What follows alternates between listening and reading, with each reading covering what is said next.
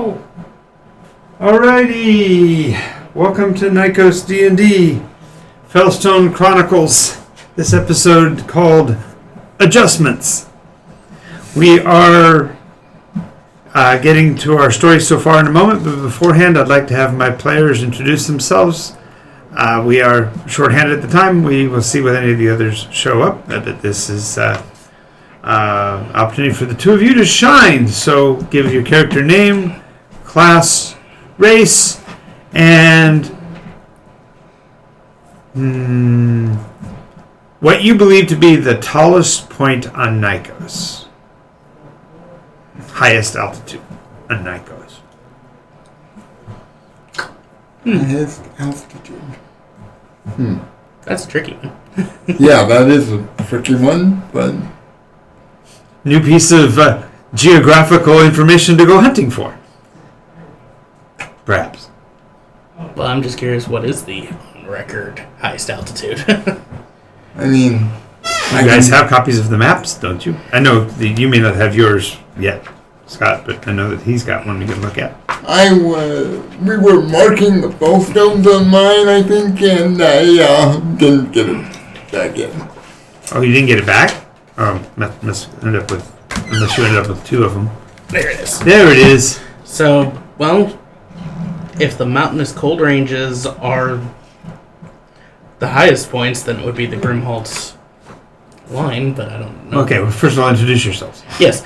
I'm Matt. I play Glim. Glim Timbers Ashhearth. Drifter 88 is with us today. Everybody say hi to Drifter. Hello! Greetings. All right. Sorry for interrupting, Glenn. Oh, it's perfectly fine. Happens all the time. I just remember of the time. Nice. No. Yes. Glim is a gnome, illusionist, wizard, confectioner variety. I am Scott Crandall. I play Xavier, the highly inquisitive rogue who wants to know absolutely everything he can about everything in existence. Or and not to be annoying, Curious George. Exactly. He doesn't exist. We forgot. Yeah. He is a name. So, I think... I am a Pongit, but... You're a pumpkin. As for the highest point in Nycos, now, I'm going to go a little outside the box here and say the highest point is actually in the stratosphere because it only appears once in a while. Oh, he's reaching for the candle. Candle fall. Nice. He's referring to the candle. All right. That's a good choice. I believe that the tallest point is... Oh, and Captain's here too. Hey, Captain. Hey. I believe the tallest point I is... hope that link helps. I know you were asking about the Discord link. I put it in as the first note, so I hope you guys got that. Alrighty. And so our story so far, where were we last week? We had 2 days of long rest on the ship, then we came back. What was the name of the city? It was It was in the Grimholt area. Yeah, it's in the Grimholt. It's way up high in the But I'm Grimholt. trying to remember... the name. Yeah, because it wasn't Havoc, it's not Trundlespunt. It's not listed on the map. Yeah, so I know, it's not listed on the map. I'm hoping one of you has your notes. I know somebody, maybe the audience remembers where you were, but it was a city, it was a second of the cities of refuge of the Seventh Sea Princes. Yeah, I knew it, like, all I remember is it's ruled by Trundle. It's ruled by Trundlespunt's Yeah. governing body or something? No. No, it's ruled by trolleys, or at least we encountered a couple trolleys, which I assume to be the ruling. Oh no, you ran into the goon, the troll, the zoot suit troll. That was the goon. We never did confirm his race. We just got descriptors, but we never confirmed. Trollkin, yeah. Trollkin. And I always assumed that the guy we run into, the head honcho, was also a Trollkin, but He wasn't. He was, I think he was closer to Drow Elf. That he's Trolloran. That was Trolloran. the word. Trolloran, that's what. Trolloran. So the troll I see where the followed troll- the Trolloran. The Trolloran. Okay, gotcha. Yeah. That's how you got to him. And what was his name? Ardent, I believe. Arden. Yeah. Was the Very good. Nice. And then Very Louis good. was the guy who Louis was the trollkin. Yep. One eye has to break his legs, boss. Alrighty. So, but that was only at the that was only in that first encounter, and Yeah. when you guys went back to town, you were a little less overt. I ran into a. So we're going to start with the beginning of the second day aboard the ship. You've been to town and come back, and so you can discuss with Glim what you've discovered and what you might think might be the case. So So tell them who you met and all of that. did I get that guy's name? I don't know. Do you remember asking for his name? What was his No, name? I He did called him not. ugly. I remember that much because He never got a name. He just gave him a nickname and then got commented that it was a very mean nickname. What was the nickname? Ugly. Oh. 'Cause he was a very deformed grunt. Grim? No, he was a grunt, and Oh, a he- Groton or something. No, he was a grunt, He was and, Grund, which means Grund, he's yeah. the other kind of. Can't Yeah. talk. and what I actually discovered was two things. One, we already knew that our mutual friend, as Xavier says friend, he makes air quotes. Magic spell of silence. Anything said between these is not heard. Was looking for a Fellstone, but I think you guys already got that one. That was all I could find on the Fellstones. That's right. You did go in for Fellstone. You also went in for like 2 other things, I think, for yourself. I was also looking for dragon lore, and something very interesting did come up as a result of that, which I want to do some checking on. There was a dragon attack, a rumored dragon attack, and it was actually supposed to be before the Reckoning. And that's why their main, temple or, where I was actually built originally as a defensive fort against this dragon. And here's the other interesting bit, Grim. I think that the Grim are hiding something. Their story of, we're trying to change our race or whatever. They're clearly hiding something from their past, and I, for one, want to find out what. There's something about their past they don't want you to know, It seems that way. and you want to find out what it is? I'm curious. Okay. Also, he'll pull out the 3 recipes he copied. Here, those may come in handy. Oh, thank you. This, unfortunately, is... I don't have much to give you, but, Oh! Here, take this scroll. For Meta, I'm giving him part of my king's ransom. I'm giving him the spell scroll that has all bard cantrips on it. Nice. Okay. So that spell scroll has every bard cantrip Cantrip. spell on it. Okay, he'll... You'll steal those as soon as you can. Yeah. Once again, assuming I go... No, I'm just teasing. Yeah. I'm just teasing. Oh no, that's the funny thing is a single level in wizard. Some DMs will allow you to steal spell scrolls from other classes, But... depending on the DM. I don't know whether... I'm trying to avoid... Out of character, trying to avoid multi-classing, but... Sure. But that's what I primarily found out in regards to what the group was looking for. I want to do some more research on both of these because I feel like... Also, he'll pull out the business card that he got from that guy. Do you know anything about this?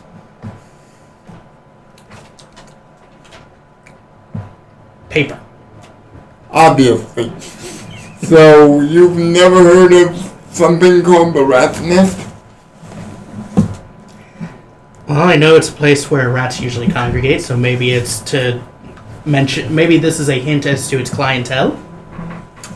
The guy that I was talking to did look kind of rat-like. But I suspect there was... excuse me. Wow, Petey. Oh, You are definitely an ape. There's some There's- to it. Oh, There was. That guy was clearly experimented on. At least that's what I think. is there anything about this business card that he's handed that might? Could I do an Arcana check to see if there's anything in nature of that ilk on it?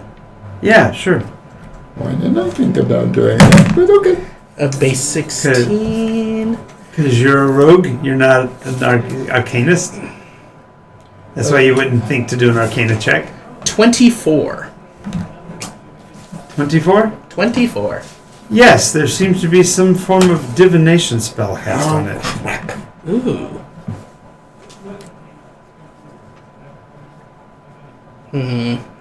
I put it up to the forehead just to see if that does anything. Nope, that doesn't work. Hmm. Hey, and Olivia's with us too. Yay! Hi, Olivia! We got a regular crowd building over here. If you guys are interested in playing, by the way, feel free to just put in the text that you're interested in taking on a role in the story, and I'll throw you in. We are probably going to go back into town for more information, it sounds like, but they're still determining where they want to go there, and of course there are crewmen as well. So I'd like to Could I put in a cantrip's worth of magic energy into the card to see if that does anything? what does that mean? So, No, what are you attempting? to see if it requires a charge to get the divination magic to work. No, it's active. Oh, it is active. Okay, sorry. There is an active divination cast upon the card. Okay. Ah, crap thing. Ooh. What? I think your card can see the future. Destroy it. But it's such a Why? nice card. Yes. It's... He'll... Some poor punked child in a sweatshop probably had to write this down.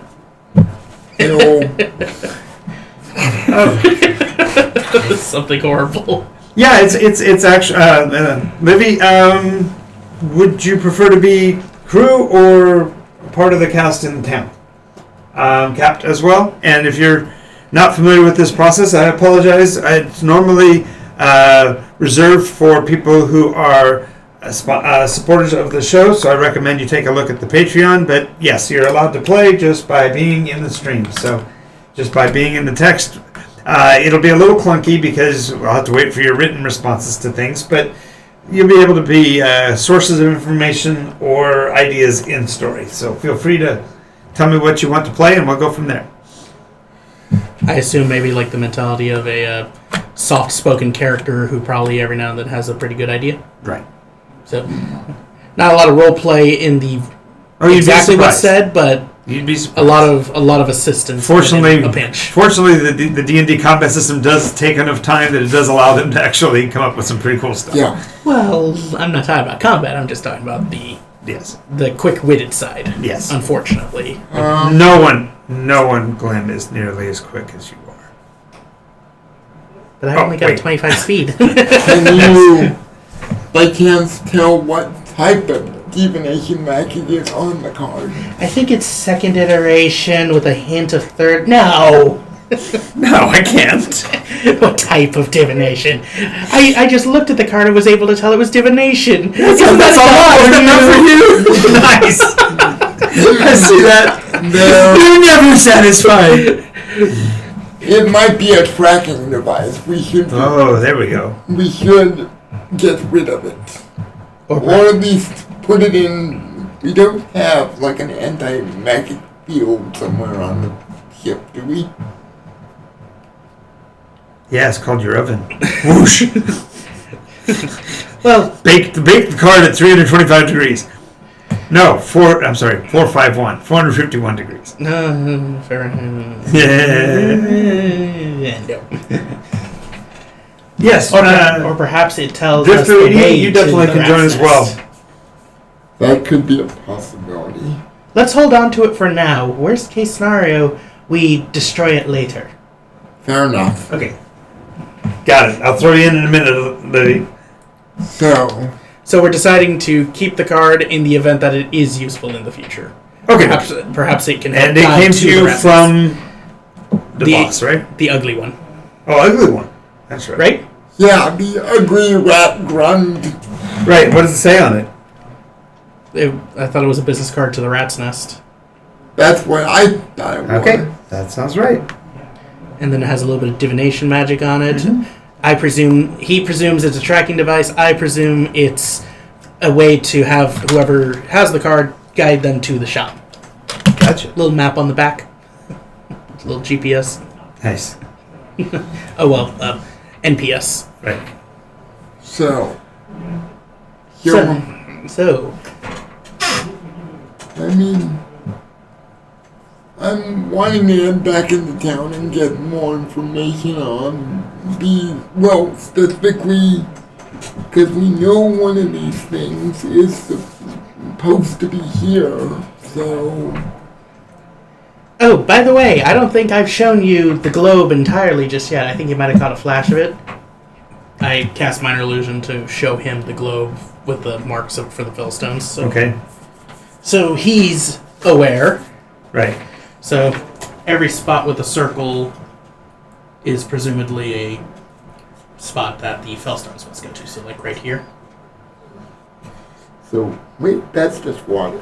It looks a little... All right. While they're doing that, Olivia, I'm going to So, like, be right casting here, you right for this So on, so sake I'm just as letting you know. Maisie. She's going to be the barmaid at the Rat's Nest, and Drifter, I'm going to have you play the nose, the one they call ugly. All right, so I'll call on you for their responses. The players will ask you questions. When you respond, I'll tell them what you're saying, and we'll put it into the roles of the characters. In the meantime, let's talk about how you're getting back to town. Are we going to use the same process that you did before, which is drop the pawn, get off in the forest, and he walks in? Are you going to go in together? Which do you prefer? Do you prefer the nice walk in the tree swing climb, or do you prefer A grander entrance and let your airship be seen again. I mean...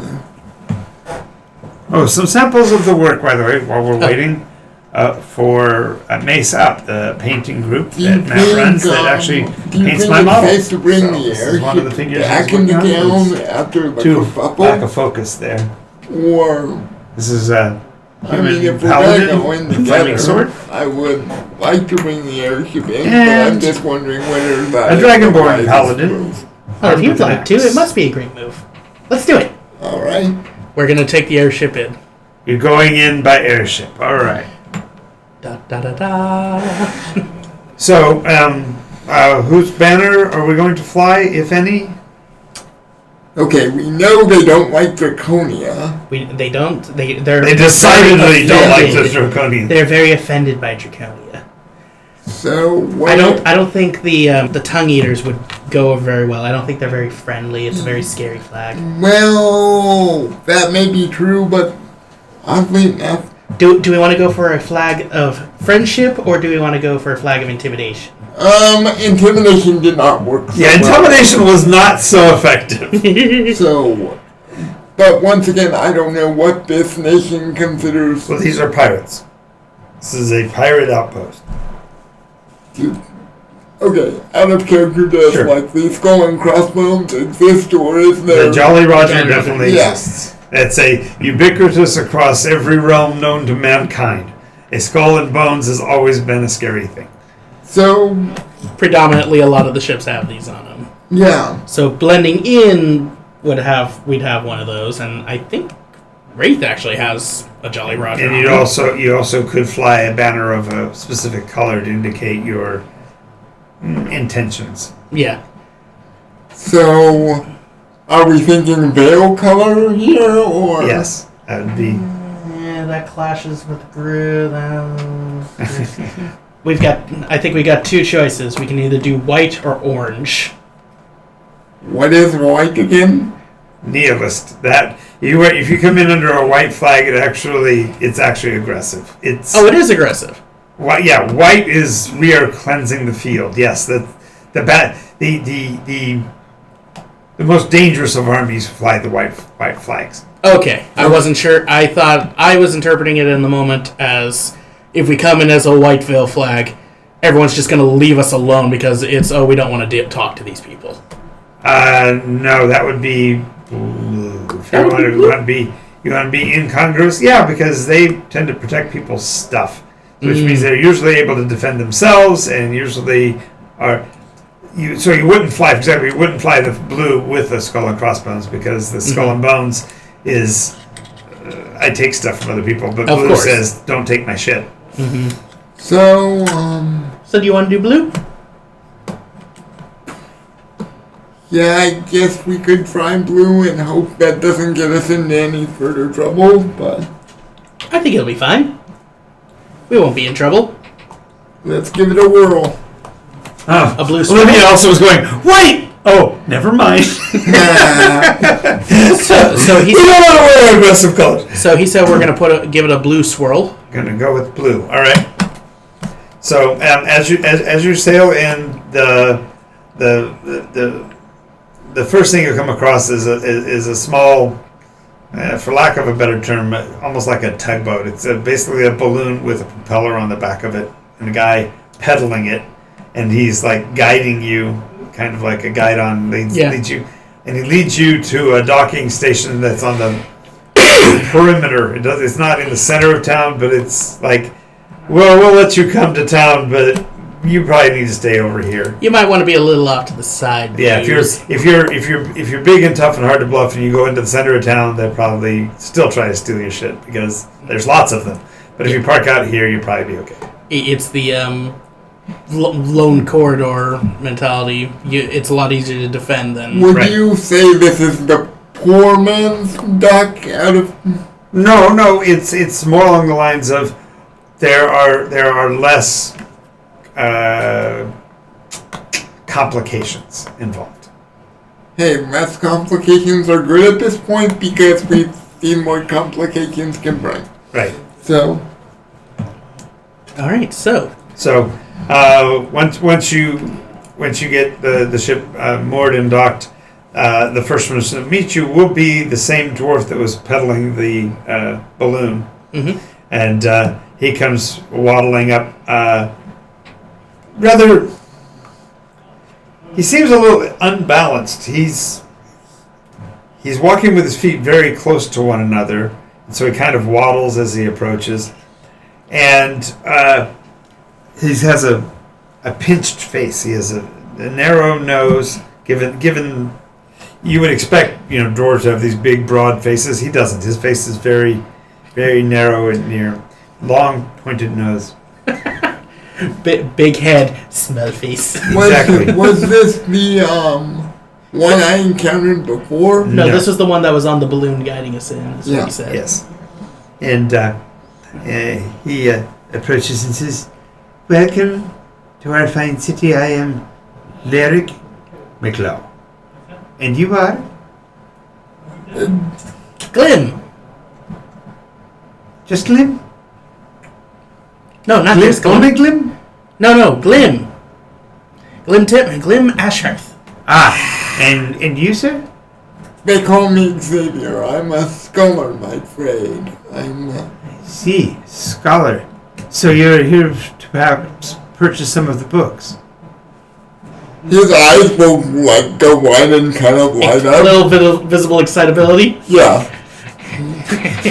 the monk can't hide it, huh? He goes. You wear your heart on your sleeve with this character, huh? Yeah, that's kind of what he goes. Well, the book trade is rather brisk here.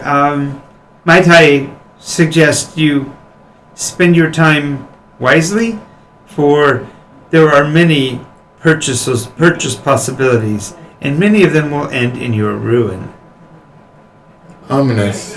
Oh, we wouldn't want to end in ruin. No. No, of course not. Of course not. Where would be the best places to avoid then? To avoid ruin?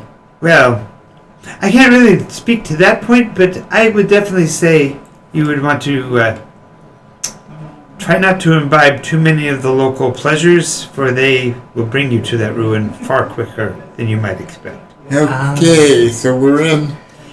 So this area is a den of scum and villainy.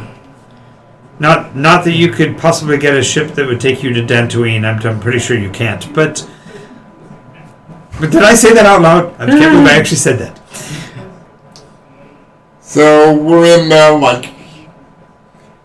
I mean, from what I've heard, the whole town. This is once again out of character. It's kind of shady. Yes. But is this the more seedy part of town? Well, we're at the front dock. This would probably be their best first impression spot. So I'm assuming it's probably it gets worse once you leave the dock. Yeah, it'll be worse in town. So this is the kind face. This is the toothy grin. This is the healthy warning you don't get when you go to town. Yeah. We We wish we had this healthy warning last time.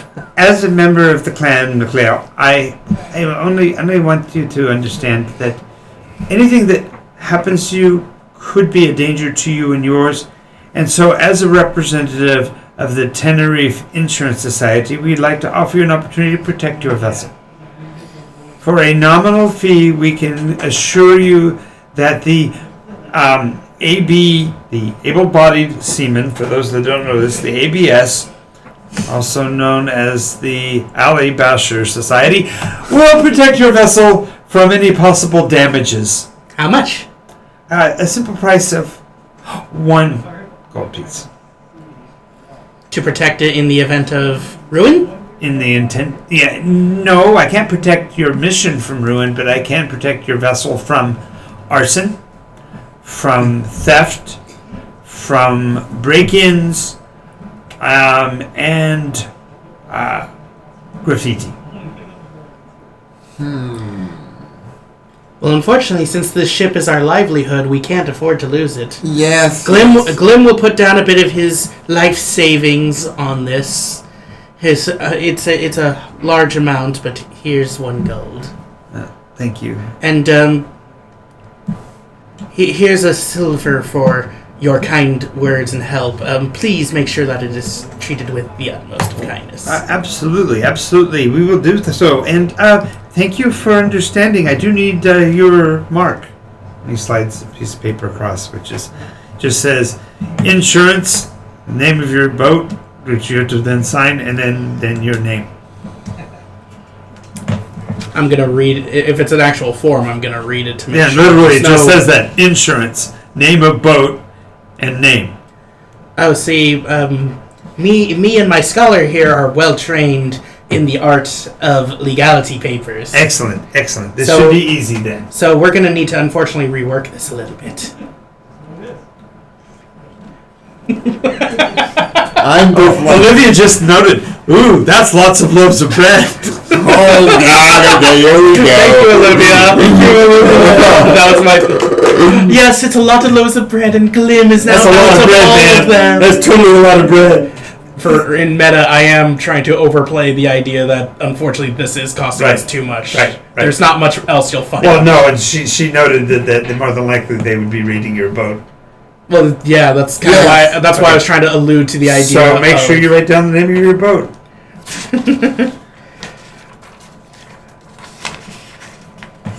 Do you remember the name of your boat again? The Dragons.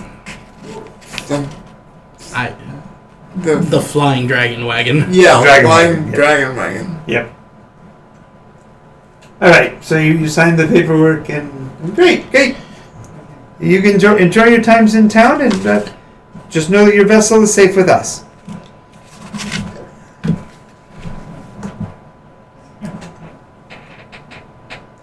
All right, you're past him, and now you're on walking down the wharf towards the majority of town itself. Did I get a receipt? Sure. As soon as we're out of his earshot, I'm like, with some sort of... You can do that? That would be a no. I forgot who I was talking to. Something sensible? That's not in Glenn's repertoire. Dang it, I'm going to have to go again, Twister, just to do the sensible thing. Well, fortunately, you do have a crew, and the crew would stay with Yeah. you. The crew is staying on the ship in minding it, so Yeah. Again, Orangeville. I'm assuming everything's gonna work out for the best anyways. I'm only paying... Honestly, in Glim's mind, I'm only paying for the insurance because he worked so hard to sell it to us. Not because I think I'm gonna need it, but because it keeps him in business another day. Okay, so I am avoiding the temple. Yep, it's real gold. Kicks his heels. No. And I gave him a silver too, just for his kindness. I am going to avoid the temple and the bear since I've already been there. Okay. Is there like a local town information?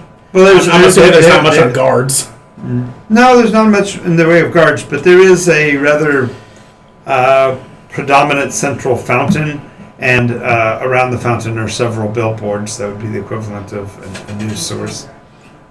We'll start there and then work our way to the I'm trying to head to the rat's nest, but get as much information on the little bits of information on the way as I can. Sure. So are you wanting to actively or passively pursue information? If I may? While looking at this information board, do I notice any strange markings or odd patterns about it? Maybe something in a form of code or a cant? Interesting thing to attempt. Are you a member of a guild? I am not a member of a guild. We've got a rogue who knows thieves' cant, so I'm curious. So there's a possibility that rogue could find something. Yeah, I'm just noticing if I notice an odd pattern. That's the only I'm actually going to be here's the question. Would I, as a rogue, know I'm going to do an intelligence check on the alley back. There we go. To see if I know who they are. There we go. In character. Natural 7. Was this be a history check, or... Because if it's history, it'd be 12. Investigation, actually. Investigation. Ooh, it's actually even better. It's a 14. Okay. Because he's proficient. Okay, so yes, you're familiar with the way he introduced himself, that the Bashers must be an enforcement guild. Not necessarily a rogues guild, but definitely I'm not necessarily a thieves guild, but more than likely like a street union. Yeah. So that guy might work for a city street gang. Oh, good for him. He's got multiple jobs. I mean, the Bashers are kind of a loose network of, I don't want to say thug speaker, but... So you're saying that they're not thugs? You are not saying they're thugs? I'm trying to find a better word, Glenn. Intelligence here. Logic. Well, wisdom. Intelligence here, logic. Somewhere out there. It's a whistling zippity-doo-dah off to the Exactly. Exactly. side. Okay, in meta, I get you. Yeah, I'm just saying we should. I'm knowing that I'm gonna look for any sort of thieves' cant or. Okay, go ahead and this will be an investigation check on the wall, on the actual sign itself. So, 18. Yeah, there's a clear warning signal to those who would do theft in the city without appropriate approval. It suggests that you talk to the Chamberlain for approval. Hmm? So there is. So nobody knocks over a business without the Corleones knowing about it.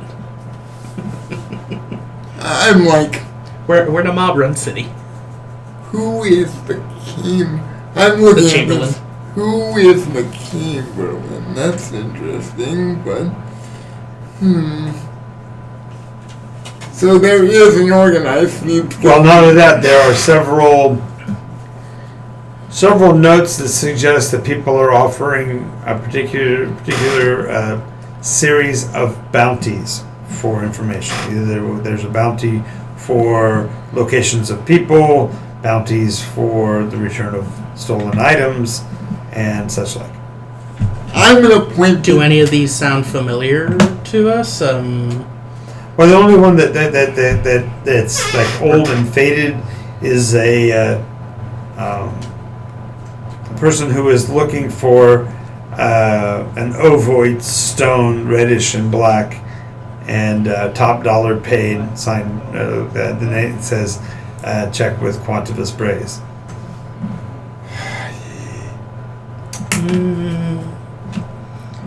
Take that down. If anyone asks, I'm just gonna go. I'm here on his. I'm a member of his estate. This is coming down now. So yes, well, judging from context, Quantivus has been here before and did not find any information on Fellstones. Yes, that is something I found out last time I was here, and figured that. That's what I meant when I said our mutual friend. Ah, yes. Not our mutual, not very friendly. Yes. Does there appear to be a hub of knowledge for arcane of arcane teachings, like a mage's college or something in this town, or just anywhere of teachings of? The problem, okay, as I described it before, it's kind of a city of families that have been built up over time. Yes. Some of the newer constructions have names that don't suggest a dwarvish background, but there's no real clear identifier for that. And there really isn't a clear, like, here's a library sign or anything like that. Yeah, and that's what I was running into too. It was like. But there are several of the bounties that suggest that there's a price to be paid for information on and then various subjects. So there's a possibility that you might know something that could trade with somebody. Mm-hmm. I'm gonna look over not all the subjects because I'm assuming there's a lot, but just kind of skim them as we're walking by. Well, it seems like since you're pretty much just staring at the sign at this point because you've been here for a while. There are three in particular. One of them is someone who is seeking knowledge of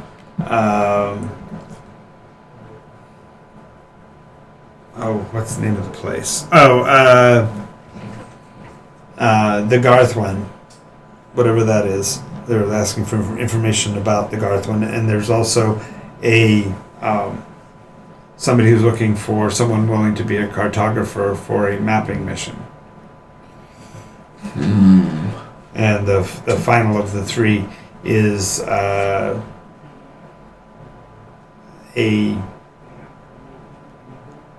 it's kind of odd. A family is asking for a wise man or a magi to be the the tutor for their child. That's more your department, but how do you? Is there any information for how long this would be for, or? It has nothing to do with the cruise. They're going on some kind of a cruise, and they need somebody to watch their child for the duration of the cruise. I see. So maybe we'll come back to that later. I'm gonna. Oh, I don't know whether I would want to bring that. No. I'm gonna produce the Rat's Nest business card. Yeah. Or just pull it out, and look at it. Yeah. Okay. When you pull out and look at it, in amongst the other pages that are stuck to this thing, there's a bit of fluttering of the wind, and papers move apart, and you see a similar business card on the wall. If it was there before, it was hidden by the other papers, but somehow fortuitously As you pull it out to look at this one, that one becomes revealed. So I guess Xavier, could you grab that one for me? It's a little out of reach. swing over and try to grab the. Swing over, nice. Grabs the lintels of the roof. Yep. So you get it, you pull it off, and on the back of it, it's got an address. The other one didn't have on it. 122 Elm.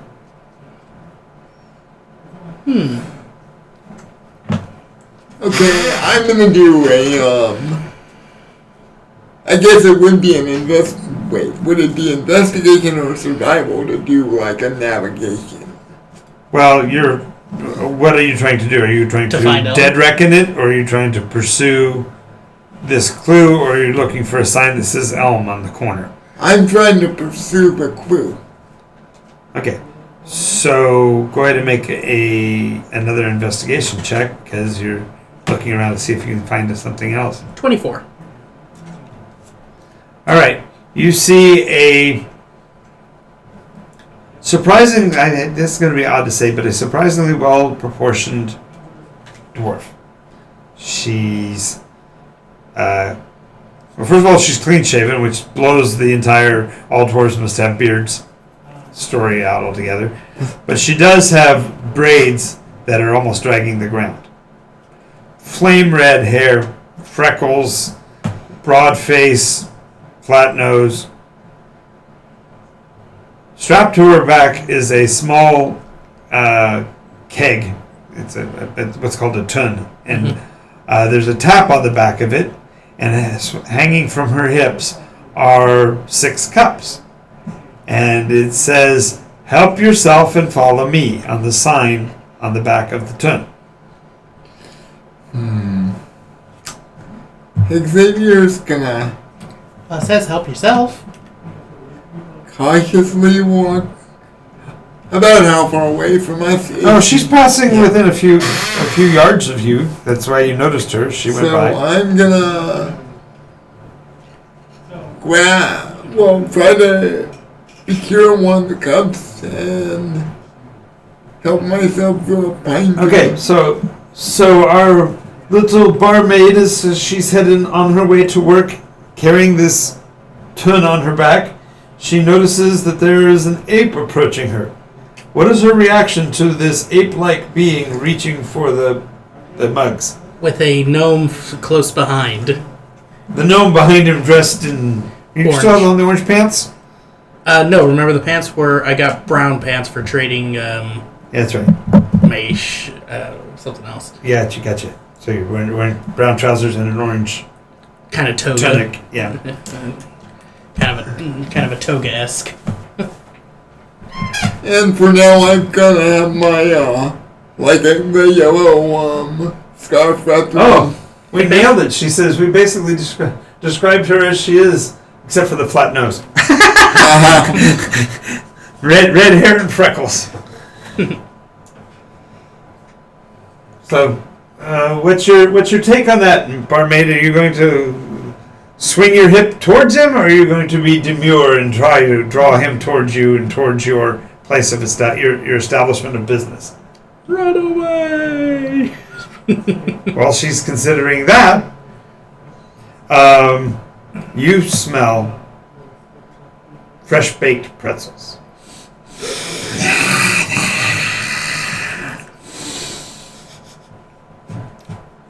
I smell salt. Well, of course, you're next to the yeah. East. Yes. We are not next to the ocean. I say, you'd think it would be near an ocean, but you're going, wow, why does the air smell so salty? Oh, it's the pretzels. Baking at 343 and a half. Nice. Oh no, they're about to burn. Oh, Olivia agrees. Fresh pretzels with fresh butter from Germany is the bomb. The dwarf apparently senses your approach and scampers rather cutely ahead of you, looking over her shoulder, I'm gonna motioning for you to follow. Yeah, I'm gonna follow you. Yoo-hoo. Not gonna Not at all, like, too far away, but not, like, right up on her either. So you're not going to be a creeper, is that what you're saying? Yeah, I'm not trying to be a creeper. Well, you realize to get to her mugs, you'd have to reach rather low on her. Yeah. Yeah. So like, oh, put your hand back. Right. Yeah. Gotcha. Is she in the same direction as the smell of pretzels? Absolutely. I'm just letting my nose lead the way. Okay. As you're heading that direction,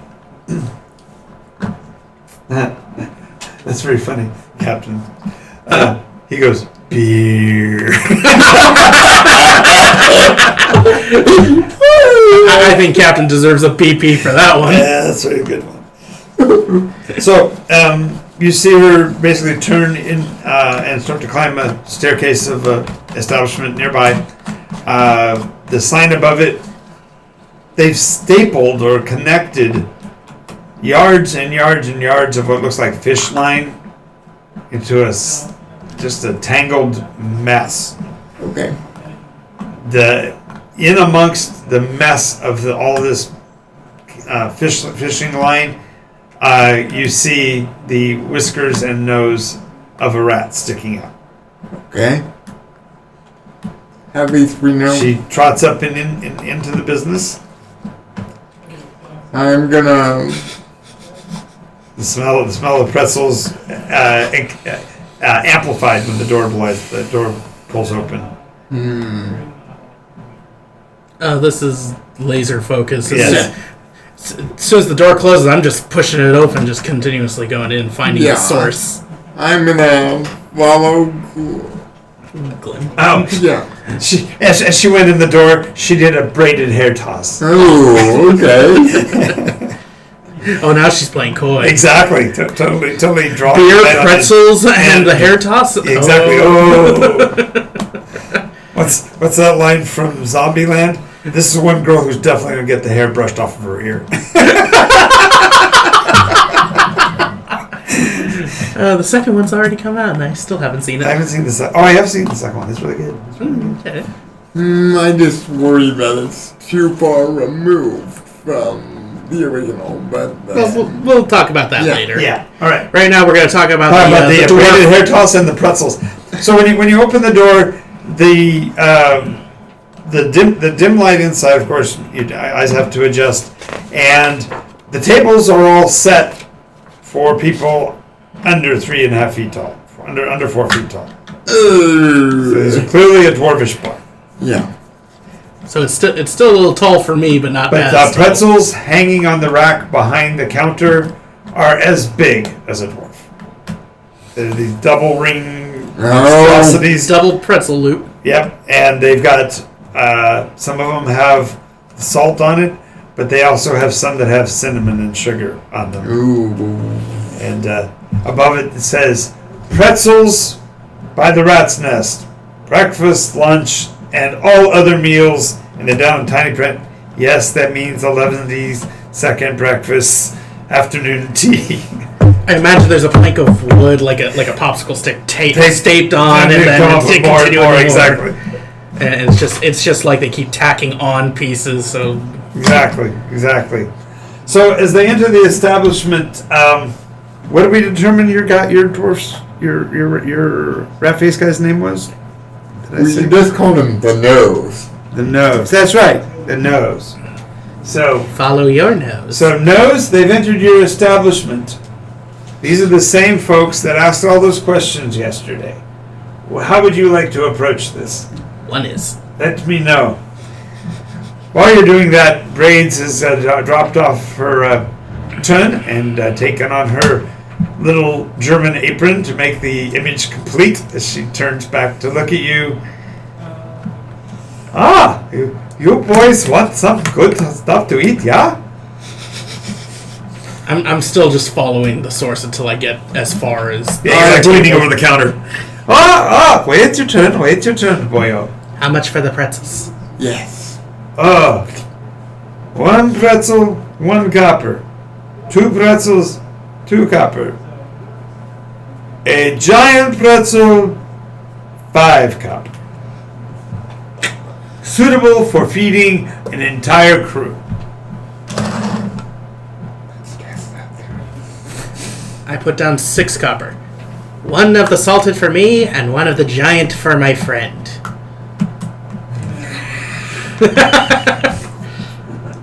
Do you have any dip to go with it? First of all, the nose looks kind of funny. Dip. Something strong to dunk it into to give more flavor. Oh, I was confused. I thought you were suggesting that perhaps my pretzels weren't flavorful enough. No. He's thirsty. Yes. I get this now. He says, yes, we have... he rattles off a bunch of different flavors of meads, from Anything clover stereotypical? to alfalfa to a bunch of different sources, and even to some beers. Any honey mead? Which kind? You've got clover honey, you've got alfalfa honey, you've got citrus honey, you've got... There must be 20 different flavors. Yeah. I was just thinking regular honey, but okay, yeah. All right, we'll get some. We'll have some. Olivia goes, you should have some beer. I figured that's what he wanted. I assume she suggests that. Yes. How much are the beers? Oh. Simple, a simple small beer is a copper. I'll throw another copper in. You're probably going to need something with that big pretzel. Yeah. Yes. I am gonna. So when they talk about a giant pretzel, they actually, you see them wrap it in cheesecloth and then roll it out to you. It's cart? a wheel. Okay. It's like a wheel. Oh, it's a wheel of pretzel. Yes. So I am looking at this and it's like. It's bigger than your normal dinner plate. Yeah, you could 6 or 10 people could eat this thing. Barbarian liking cabbage. Yeah, exactly. Oh, ooh. Ooh. She's got a new flavor I hadn't considered. Maple honey beer. That might actually be good, but. You gonna give it a try? Well, I just handed you the beer that she originally. Yeah, she gave you his original. If you need another, Glim will cover you. So I am. Quaffing. Well, yes, because you have to drink. Well. You have to drink beer so Yeah. you get the froth on your Yeah, face. yeah. That's the rule. So quaffing it, I assume I have to make a con save of some sort. She goes, oh, don't worry about it. You just throw the wheel over your shoulder and you've got rations for a week. That's pretty clever. Although if you let it sit for a week, you got yourself a deadly weapon. Hard pretzel. Well, then you need the beer to soak it in. to turn it back into ration. Yeah. So, Nose is like, so, what's you here for, bub? The pretzels. Yeah. Well- I actually says, what's you here for, ugly? I do apologize for that. No harm, no foul. No skin off my nose. Because I have one. You said when we met earlier that I wouldn't find what I was looking for where I was looking. That's right. You were on the wrong side of town, in the wrong community, and dealing with the wrong peoples. Now I can set you up with people. Libby says, don't try to eat it all at once. That's death by pretzel wheel. He is eating it. He is just, as we're talking, kind of nibbling on one side. Did Glenn get another? Yep. And make a roll a charisma check. Ah, crap. 12. What's your charisma mod? -3. Really? Yes, he's got a 5. Okay. This is the best pretzel you have ever had. I mean, not only Can you taste the Excuse me, richness of the wheat and feel the salt breeze in your face from the ocean? How wonderful the salt engages with it, but it's transcendent. Oh God. Okay. Okay. So With your more refining taste, go ahead and make your charisma check. Oh, this is gonna be fun. 7. Oh, really? With the modifier? I only have a +1. Unless I get So advantage. 'cause it just means it's even better than you expect. I mean, you go, it's a pretzel. How good can a pretzel be? It's oh my God! No wonder you wanted a second one. Oh, yeah. Here we go. Maybe we'll die from pretzel wheel. You're both noshing on the dang thing. Yeah. All right. yeah, I'm. So, what kind of information you're looking for? I know you were wanting to know about the Brotherhood, and I know you wanted to talk about the mouse problem. Xavier will kind of bat his eyes trying to mouth problem. You're leaning close. Tell me, nose. Do you know anything about, and he'll kind of, is there anyone, how crowded is this place? It's fairly crowded. These are pretty popular pretzels. We can't leave. You ever been to Pink's? Been to Pink's hot dogs in LA?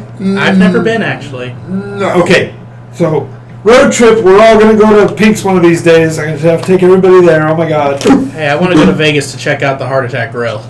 Yeah, but that place will kill you. Exactly. Hey, we got a cheer. Yay. Yay! Thank you, Cap. This one's for you.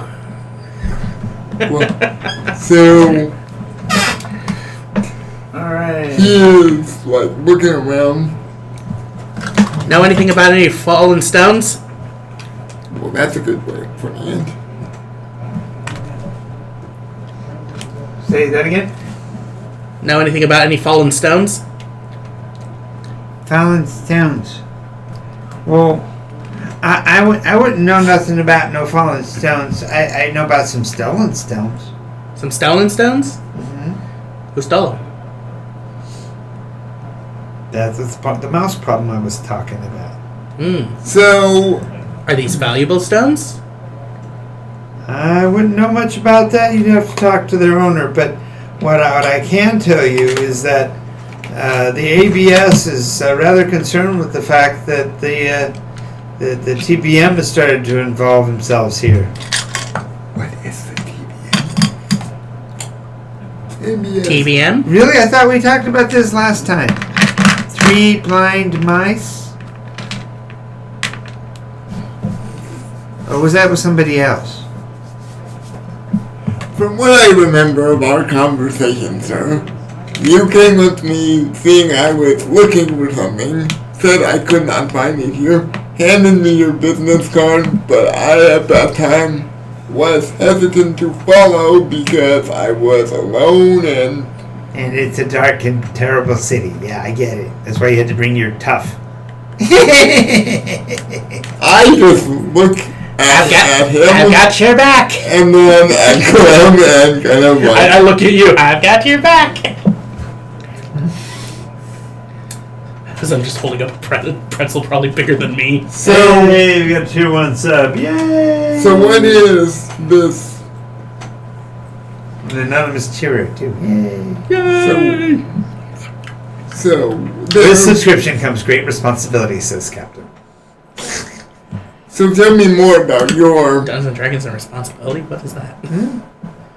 this mouse problem. Alright, so you're familiar with the power of the ABS, right? This This is when you either bluff or tell the truth. Which is it?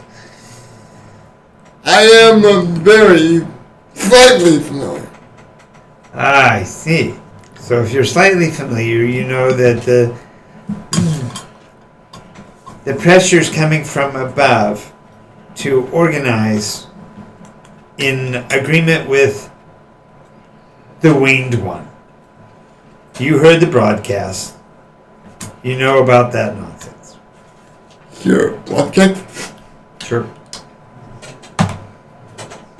So deception, charisma, Oh God. and you're not proficient, so it's -3. You got a 15, so 12. Well, okay, so you kind of hem and haw a little bit, and he continues. So, anyway, they've got a decent stranglehold here because the cat came by several months ago and made some deals. Was this a literal cat? Or is that But now, are you asking this guy that, or are you asking me that? Xavier is very confused and thinking it's a fiction. He thinks he's a section. Yeah. So react as if you think he's a section. So you're saying a section came by and is pushing you around. I see you are.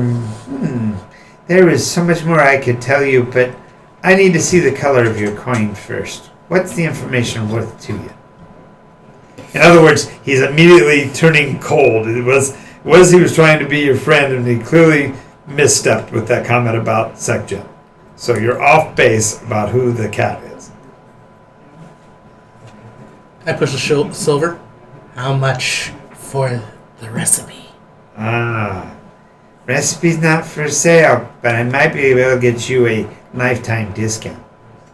That is, if you're willing to join the ABS. Everyone has a price for their recipes. Wow. Wow. So, Nose, you got to tell me, what are we doing? Are we going to let him buy your recipe? After we find out what Nose has to say. Or perhaps a franchise cost? Oh, he's wanting to rent it. Yeah, I know what happened to Marie Callender's. That's not necessarily a good idea. That's an old story, man. Okay, trying to get back on base. Sure. He will pull out, as he only has 10 gold on him right now, he is going to pull out 4. 4 gold? You're going to slide those across the table? Let's make it 3. 3 gold? You're going to slide those across the table? Scott, did you ever get the bread conversation? Yes, I did several times. That's why I've been playing with silver this whole time. So we'll do it 3. We'll say 4 silver. Wow, you said you don't have any silver. You said all you have is gold.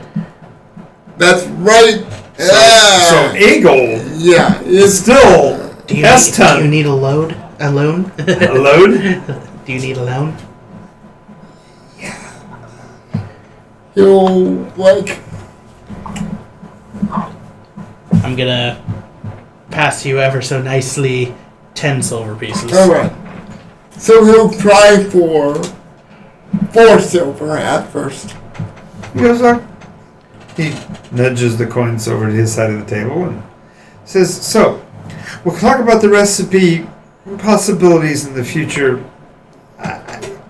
I'm a little reticent. I had a bad experience with a partner in the past. But as to the situation here is, he looks around, points at one of the guys at the door, nods his head. That guy gets up and goes over to the door, switches the sign from open to closed, and pulls the shutter. Now, it doesn't change the audience inside. It just starts slowing people down coming in. One family inside. So, once that's done, he turns back to you and says, all right, so there's being a squeeze play made by the Xanathar. Xanathar's making a push from the city against all of the princes. The ABS, fortunately enough, joined the Alabaster Society. The alabaster. Alabastards. The Alabaster Society, and basically, for the time being, is holding its own. But the cat, the Grand Master of the alley bashers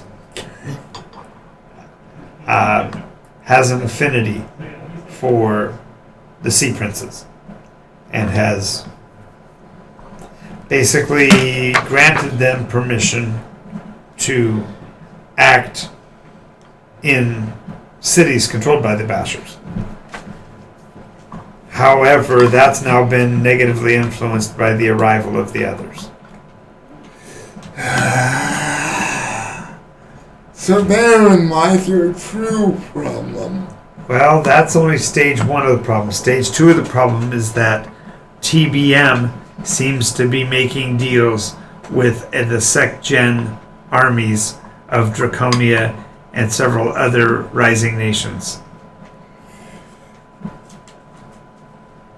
under the banner of this tongue-eater fellow. So this tongue-eater fella is drawing all sections to his cause. He's trying. There are a few places that are holdouts. Inandra, Seven Spears. So what can we do to help solve the... Well, I would suggest, since you're here in the city and the cat is away, I'm afraid the mice will play. So you'll need to possibly interdict with TBM and see if you can get the stones they stole.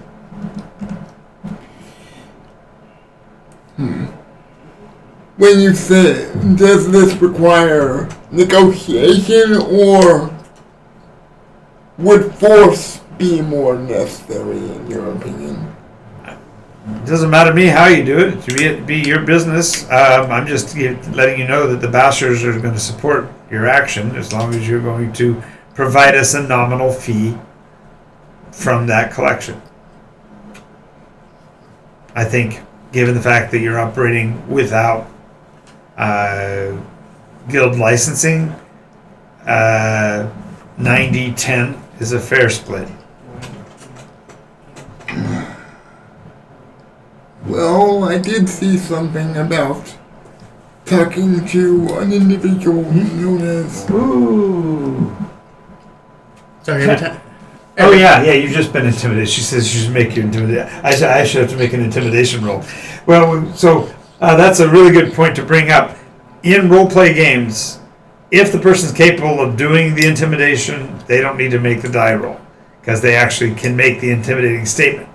If they're not glib enough, or Lack of confidence, maybe. If you have a really high intelligence but you don't feel you can make it, you can just say, I'm going to use the die roll instead.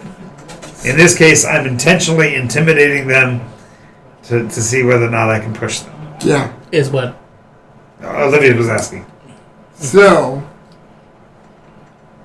She was trying to figure out whether or not I needed to roll an intimidation roll for trying to push you guys. At this point, we are not operating under guild license. However, I did see a notice to talk to someone called the Chamberlain as far as getting guild operation. I just wanted to come here and see what was up, as I didn't know where the Chamberlain... Was that an alley basher message, or was that a message in the clear? Do you remember? I remember it was on... Well, it was where we found your... Well, You found my business card there, yes. but that was not the post by me. So you're talking, that's the Chamberlain of TBM. Oh, okay. So, to get guild affiliation from you, who would we have to talk to? Well, the cat basically has to give approval. But you just said the cat is away. True, that's why the mice are playing here. So therefore, there's a way for you to gain... Favor. Right. Succeed in this mission, provide us the 90%, and we will consider your fee paid, and you'll be able to operate under our license from that point on. Seems fair. Mathematically, it shouldn't seem fair at all. I'm asking for 90% of the loot. So, quite literally, if we find a magic wand, he wants 90% of the wand. So we'll shop. Sorry, okay. So you'd have to steal a lot more in other Yeah. words to make him make. He is going to try to, When it comes to true negotiations, you don't want the Orange Veil negotiating. Yeah, don't ask Glenn to negotiate for you. he is going to Because he'll try. just say, okay. Now, granted, if it's something that I truly want, I am definitely willing to be a little more forceful. He is, Xavier's like, 90, 10, 90, I'll be honest, I understand your position, sir. However, could we go 70-30, and he's going to, what would it be to, 70-30. On the basis of? my associate and I are very sneaky. We, Munch. You get into the crunchy parts of the outside of the pretzel, are you? despite his outward appearance, my associate and I are very tricky and sneaky. TBM won't even know we were there. Okay. We'll get in. Since I haven't seen you in action, I can take your word for that. But why 70? I mean, you might as well ask for, dollars on a dime. Come on. You're the new kid in town. That is also true. Don't argue on my side. Stop that. Don't you know how to properly haggle? Don't you know how to haggle? You're supposed to say that's not fair, that's not worth it. This deal's not worth 90. This deal's not worth 70-30. Come on.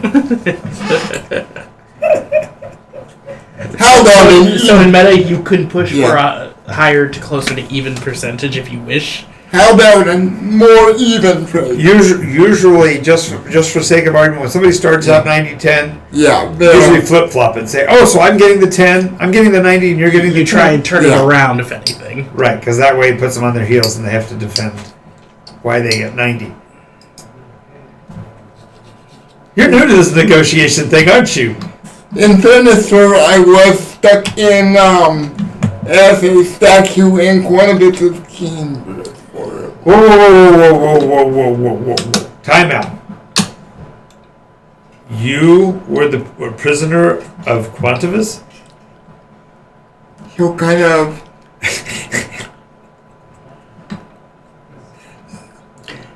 He was released upon his death. Oh, Quantivus is dead? Yes, unfortunately, he came down with a harsh disease. Oh, Sword lung. goodness. Or was it... It was either sword lung or dragon claw. I always thought it was Dragon Lung, but No, that's when you start breathing fire because you eat something too spicy. Don't ask him about food things. He's going to win. He's going to win. Don't go into food conversation with this kid.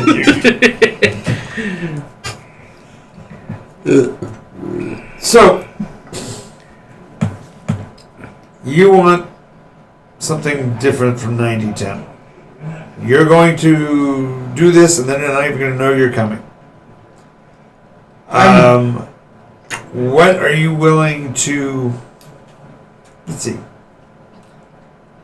No, you know what? I feel adventurous. I'll go 85-15.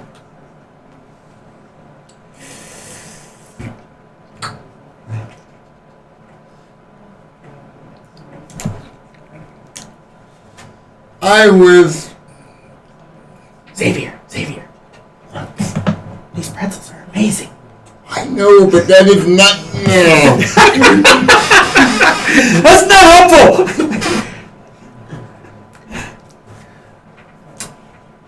I was. Also, I'm. Honestly, no, I am trying to get. I mean, obviously, you haven't. Why am I doing this? I'm trying to get shall we say, an even split. Okay. And I will grant you the possibility of that after you complete the first mission, and I get a fair compensation, which I believe is fair at 85.15. Would you do 85.15 if we get all the information that we ask? So 100% of information that we require. You keep the monetary value, we keep the information, written or spoken.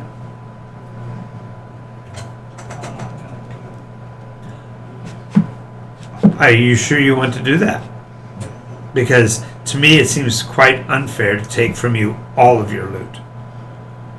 You should be, an oxen is worthy of its labor. So just a simple mook that goes and lifts somebody else's bag gets to keep 1%. So yes, you are right. Your argument is very sound. So 60% of any loot that we find on this to you, 40 to us, and we still keep all information that we ask of you afterwards. Now, let's not be hasty. 60-40 is a really large jump from 85-15.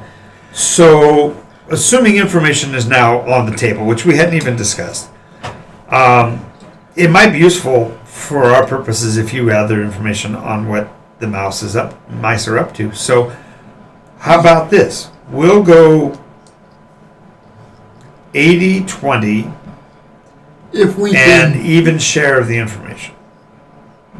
so we find out what they're doing. Whatever they're doing that you gather, you share that with us, and we give you 20% of the loot. I don't think we're going to get out. I think that's what I'm doing at this point. Would you be willing to do 75-25 and you pay expenses? The information exchange stays at the right rate. Oh, now you're adding extra details. Adding the expenses in after the fact and asking for... No, you're pushing it. 80-20 and I pick up expenses and we still split the share information evenly. That sounds like a fair negotiation. That's a very fair argument. Okay. So where... Wow! You get a BP because you convinced an Orange Veil to help you negotiate. Because he should have just out there and ate his muffin, but no, he didn't have to. Well, no. I said any information we ask. What? Yeah, I said any information we ask. So 50% of information exchange that we learn, but part of the deal was information that we ask from them. Oh, okay. Okay, no wonder you got it. That's a deal. I see. Oh, now somebody goes. Now somebody goes. Now's the time to get a zone of truth. It's like, yeah, no, you're in a rogue's headquarters. This is not going to be where there's going to be. And the other part is now, yes, 20% of the loot that we find comes to us, and 80 goes to them, but they cover all our expenses. So as long as we keep all transaction receipts What can from the that... dock, we get all of that money back. Nice. So it could end up being 110 to negative 10 to them. Anything that counted as an expense. Kevin goes totally Orange Veil it. What? He goes Orange Veil it. So, because of the information that we want, how much are we going to have to pay for that recipe? 50% of it? 50% of the information is you can pay. There. That's half of the negotiation. Seems fair. To our point, where can you find the Chamberlain? Which would be the next question, because that's where you're going to need to head to. Oh, there's this tower, the new one that's getting built with the escarpment made by the Bedigens. That's where you're going to want to go. Excuse me. And How large of an organization do the mice? The mice are on all 3 continents. They compete with the Bashers in terms of control of cities. They tend to specialize in the more egregious of crimes. Murder, and there's a rumor that they have access to Morgul blades. You know what Morgles are, right? I as a player do. Yes, I'm just making sure you as a player know. Yeah. That's all I wanted to make sure. Yeah. Certain of. Yeah, Because occasionally we get a player who doesn't know, and this goes with the whole, yeah, I know what that is. No, they yeah, don't. I'm very familiar with what A mortal blade is. Yeah. I just wanted to make sure. For those in the chat, especially some of the NPCs who don't know, the Morgul blades are soul-killing weapons.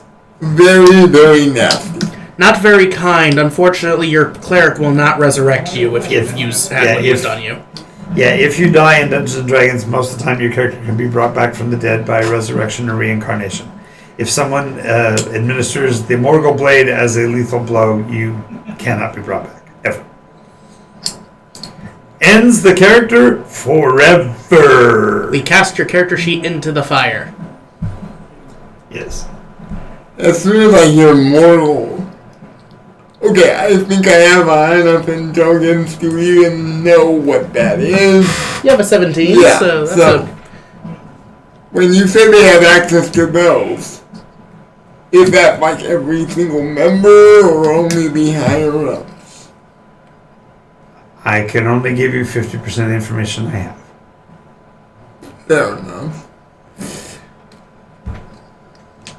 So we'll be on the... Well, the deal is he's only forced to give 50%. He can give as much as he wants. Yeah. Which means, once I know you better, once I know I can trust you, maybe I'll tell you whether or not there are more people that have those blades than they should have.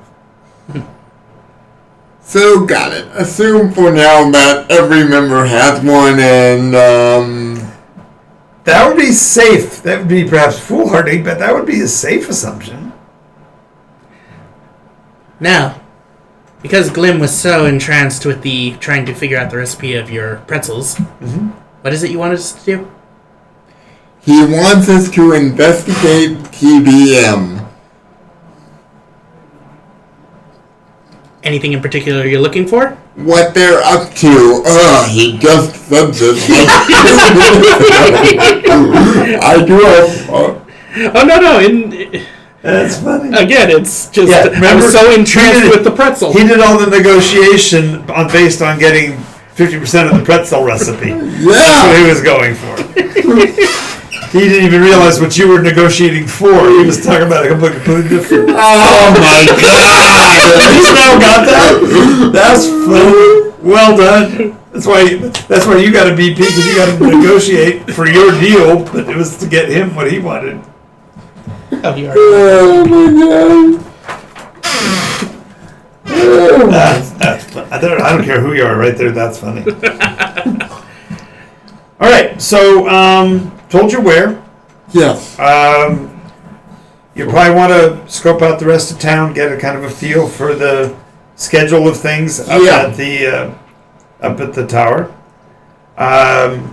I'll give you the name of a guard up there. He's actually a Grim who happens to be under our employ, but his name's Krog Gravel Grinder. Krog Gravel Grinder. Yeah, he's a Grim who works on the defenses of the TBM operation. He'd probably be he may be your out if you ever need to get away if things go south in your negotiation with the Chamberlain.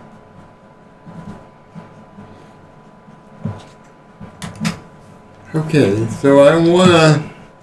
The first thing Xavier would try to do is try to... First thing Glim's gonna do is get 3 more of those pretzels for the road. Haven't you had enough to eat? Oh wait. He's a gnome. We burn a lot of calories just existing. He's got salt all over this beard right now.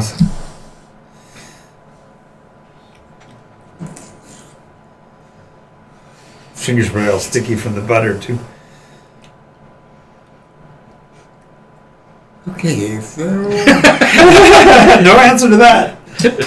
I think Scott's finally starting to get the thing that you do with Glim. You listen to what he says, but then you just don't even really want to integrate it into your memory. well, you start just wondering what happened to your life. no, the trick is trying to separate And you were asking all those questions about what we just signed up for. The barmaid comes by, slaps you on the shoulder, and says, "Gosh, Glenn, why don't you pay attention?" How much does that cost? Oh. Nice. Okay, come along, my I'm little driving friend. the monkey bananas. Nice.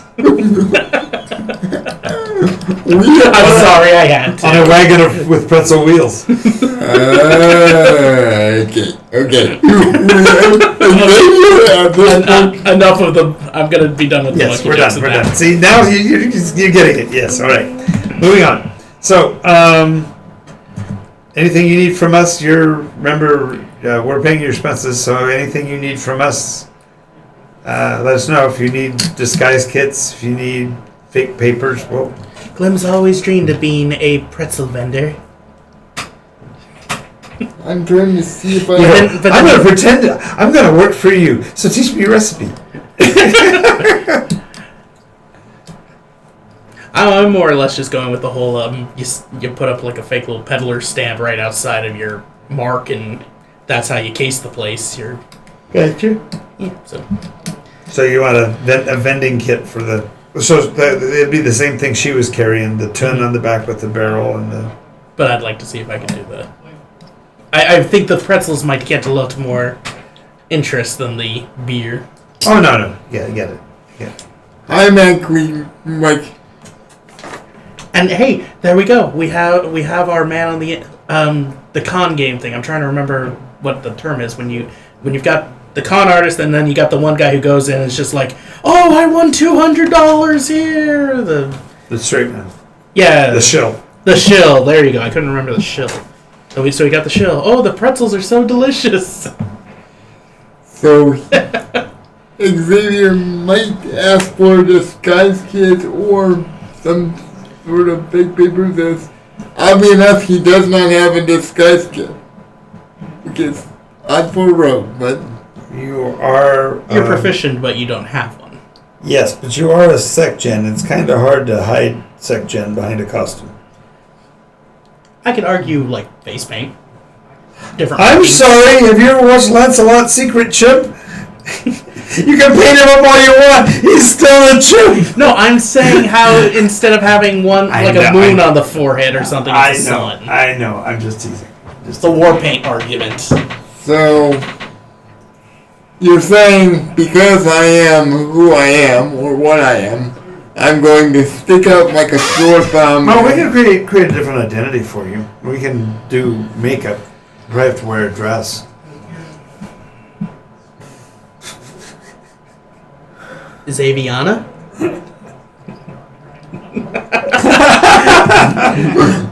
It's not quite the face palm, but it is definitely the Nycos stare. and the evil gorilla laugh. The things I do for business. The things I do. I like the fact that we're talking about putting him in a dress and all of a sudden his voice drops. Get that real macho voice going on, yeah. The things I do. Come over here, big boy. Okay, so apparently in addition to being the shill, he's going to be trying to turn a trick. Nice. And the horror continues. I think it's pretty terrifying to think of Xavier in a dress. That's Yeah, the mental image I'm getting is not pleasing. actually what I'm thinking is you're doing the Bugs Bunny bit where you switch into the Matahari role. Well, I'm just thinking Disney's Tarzan, where the Rosie O'Donnell character actually had to be in a dress for a while, pretending to be a human. Nice. I'm also thinking. It's a short scene. Yeah. Are you saying that Rosie can't pull off being a female? Is that what are you trying to say? Well, I'm not putting anything on record in either direction for or against. Fair enough. I was just going for the joke. I know you're going for the joke, but still. okay. So you're Zaviana. Yes. Are we sending you up as a noble or as a merchant? What's your angle? Okay. What's your trick of the trade? Without knowing what they're selling, would merch. Well, I already told you they're a guild. They're a rogues guild, and they steal and export everything. So yeah, I'm even to the point of doing murders and kidnappings and. So I'm the sharp edge of bad guy stuff. I'm gonna do a merchant looking to fence their ill-gotten gains that they. So a merchant got something ill-gotten? Well, That sounds like our dwarf, our drunken bastard on the other stream. Was this something that happened this past Sunday, or are you just referring to in general? No, he said that his backstory is that he was a criminal background who ripped people off. Yeah. Yeah, I'm just making sure. He's a merchant that got ill-gotten gain. That's all. Got over his head. I'm trying to portray the fence because I mean I don't. What is it you're going to sell them? What's your cover story? Maybe It's gonna be big. I'm sorry. Probably don't get the reference. Stand-up comedian. Plain, but I mean Could be a Fellstone. You do have an extra one laying around right now that you're not using. as long as we can I don't think it'd be wise. yeah. Although What that's not to say we can't sell something that looks like one. you thinking of pulling one of your? Can I have access to your kitchen? No, because my recipe's there right now. So no, not right now. I'll give you plenty of time to remove said recipes, or at least 50% of them.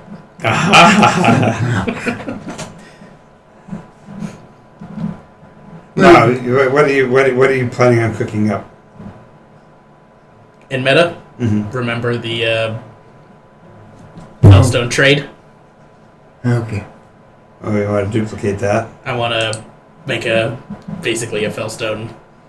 So yeah, but that's what I'm saying. Okay. So Nose doesn't know about this at all. So that's I was leading you a bit to say what are you wanting to trade? You don't even have to tell him what it is, but you have to think about what you're going to, because you got to incite these bad guys enough that they let you in to find out what they know, right? Okay. Yeah. So you want to make another duplicate like you did before? Yes. yeah. Okay. Go ahead and make your cooking check there. I'm going to use my layered saucepan to help. Okay. You determine that gives me advantage. Yep. And I am proficient in that. You are. All right. Is that an intelligence check? I'm just making sure. That would be a intelligence check. Okay. Modified 20 Okay. for design. And of course you made it in secret, so they don't know what it was you make, and you get it out of there. Okay. And then I imbue Nistles Right. to give it the registration. Right. And now what? Well, You ready to go try to sell them on yourself there, Zaviana? Or are you going to let the pretzel boy go do his pretzel boy work first to see what goes on and see what kind of people go in and out?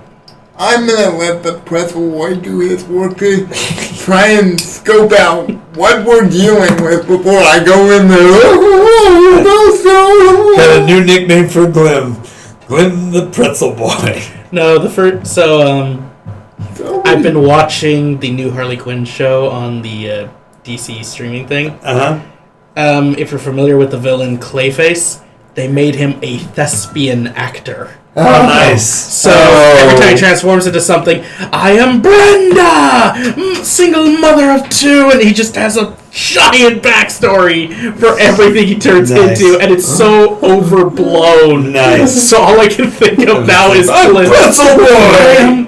I am Glim with a Y, struggling pretzel boy, comes from the lowdown family. Father never showed affection. Just. Please buy my pretzels, for I must pay for all 17 brothers. Yes. The ever expanding story of why are you torturing us with this? Nice. Okay. And the thing he always would do in the show is just, he wouldn't say this to the enemy or anything, he would just say this to all of them, and they're just going, please stop, just go do it. Right. But he wouldn't stop. Right. Okay. So, you head up to the quarter where the entrance is to this structure. Let's see what it's called. Since somebody's actually taking notes, I should give them something to keep notes about, right? Oh, this is more or less just my expenses. Yeah. Let's see, 1 pound of salt for the pretzels, butter churn, new shoes, hat. Well, I need a pretzel boy vendor hat. It sells the costume.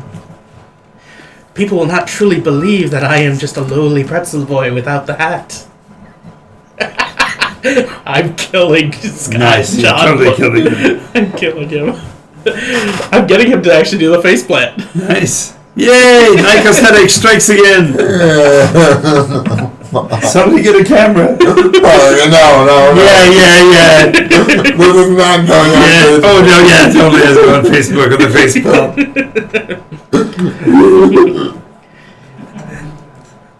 Scott succumbs to the Nycos headache. Place is known as the Virm's Lantern. Spelled worm with a W, so Virm.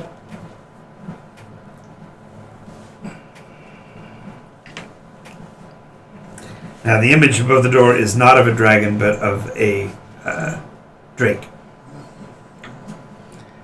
Serpent's body with the wings and 2 legs.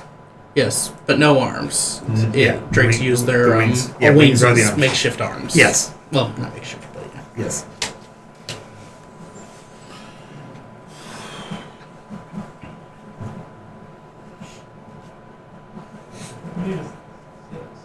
Alright. Well, I'm going to be peddling my wares while I keep an eye out for the comings and goings of the Virm's Lantern. Okay. The first thing that you'll note is that the majority of the people passing through the doors to the place are indeed grim. Okay.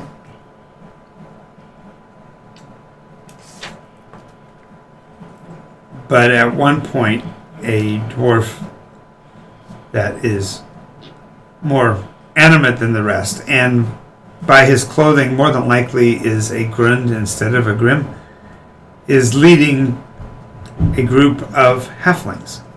There must be 6 of them. And it sounds like he's talking shop or talking business, because he keeps referring to crowns and dragons, suggesting that there's some big transaction that he's expecting them to be a part of. Mm-hmm.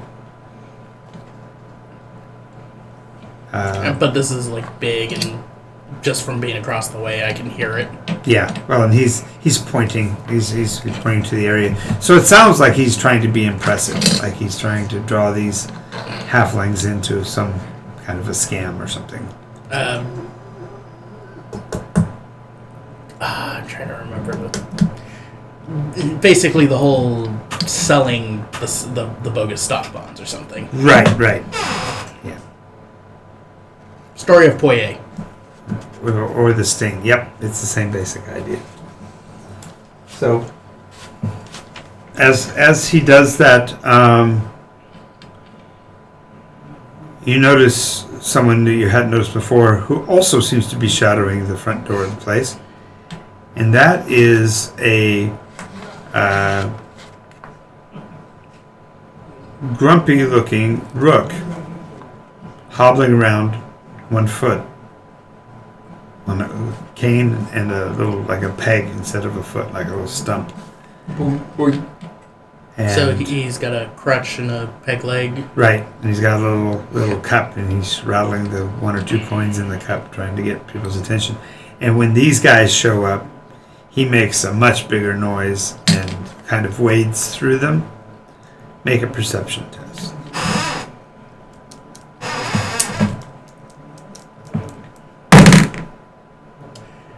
I got a 0. Because I have a -1 in wisdom, and I'm not proficient in perception.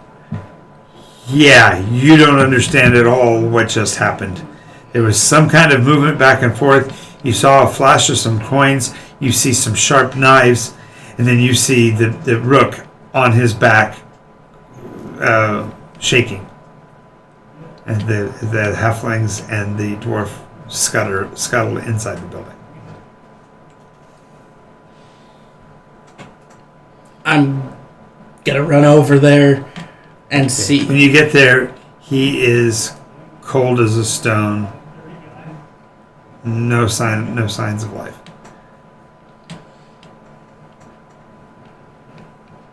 You look a little closer and you realize his eyes look like they've withdrawn into his skull. They suck it in. Yeah. Whatever killed him. Really killed him. Yeah. There's a knife handle laying on the ground next to the body, But no blade. but no blade. Well, he's definitely not mostly dead, so I know what to do when he is. Right. Go through his pockets and find the change. Find the list coins. And as I would like to pat him down and see if I can find a form of identification or something. well, as you're doing that, you will find a little bag of what clinks a little bit like coins, and when you open it, you see probably six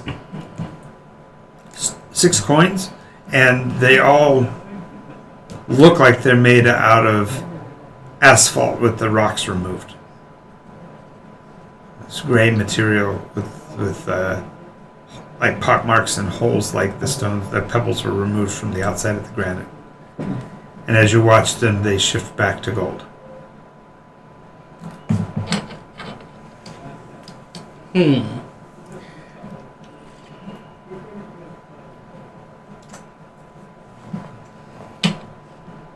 Admit I think I know what this is indicating, but Right. I don't think Glim has ever had an encounter with this. I think that's more of Kern on Sunday. Yeah. Yes. And if you talk to Xavier about it, Xavier's going to be like, I don't know this, but Musk does. Exactly. So he as a player knows, but you don't. Yeah, we both as players know. Our characters just... Actually, I'm trying to figure out what the... Olivia's got to take off. It's her bedtime. Thanks for watching. Thanks for coming with us. And welcome. Congratulations again on your move. She now got a job in Virginia working with the zoo there. Nice. So she Congratulations. she had to move. That's why we missed her for a couple of weeks there. So. Well, congratulations, Olivia. Yes. So now I'm gonna do an investigation, see if I can find any form of identification, name on his underwear or something. Nice. No, but you do see that he has a tattoo on his shoulder, and it says Esprit, ESPREY. ESPREY. REY. Esprit. And the image below it is of it's like a seabird, but it has the bill of a hawk. Strange.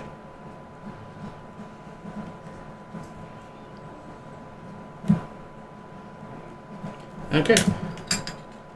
I'm assuming that this guy now being down on the ground is attracting us somewhat of a crowd.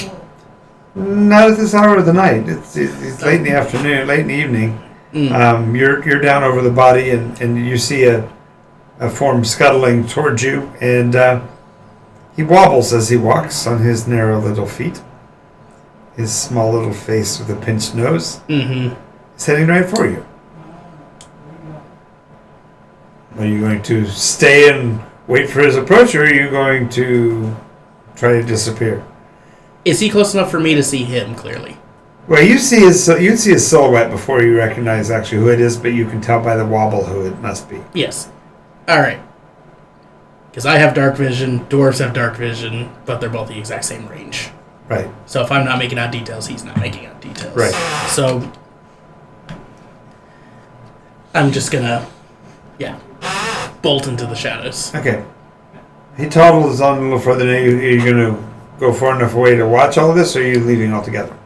I'm going far enough to at least see if he does anything, but Okay. once I determine if he's a threat or not a threat, I'm gonna leave. Well, he walks up to the body, and without even looking at it, as far as touching it or investigating it, puts his hands to his mouth and makes this weird moaning sound that sounds like a whistle, like an animal whistle or whatever. Thing. Yeah. As he makes the sound, creatures, I use that term loosely, long, lanky. Well, they're small, but they're tiny boned as well, and kind of lanky. Mm-hmm. Long noses and particularly long and almost floppy ears come out of the shadows and pick up the body and spirit it down the road away. He looks around both directions. He walks right on into the mansion himself. All right. So now you have enough information to go and talk to. Now gotta go. Your disguise is going to require you to have a meeting. Zaviana. All right. Before you actually get to visit the actual mansion or the manor. So they suggest that you meet at a place called on page. Oh, there it is. The Epic Jackpot. It's a gambling casino. Of course it is. I'm gonna go to the Epic Jackpot with no indicative gambling, but probably get way in over my head. But Nice. Love that confidence level. Love that self-confidence level there. Okay. He walks out in a full-on tuxedo suit, big fistfuls of money. Except he's in a dress. I know. At one point, it just happens. Go ahead and roll a charisma check. I want to see. The thing he's got a -3 in. 11. 11. Oh, with a negative, it's still 11? Yes. He's passable as a female. It's Oh my god. it's not beyond the realm of possibility. You are an ugly chimp, but Hey, then never call a lady ugly. Everything gets a chance to slap people now. Well, I never. No, that I can imagine he kind of walks. He's going to walk in a regular chimp gaits. He's going to drag his knuckles, swing his arms. Yes, Johnny. Yes. Lancelot like Secret Chimp's girlfriend. You haven't seen it yet. Guess what his girlfriend's name was? Mata Harry. Could they be any more obvious? No, of course not. And of course, the funniest thing is to watch that poor chimp try to put lipstick on. They got to give her the lipstick, and she's like trying to rub it on her face.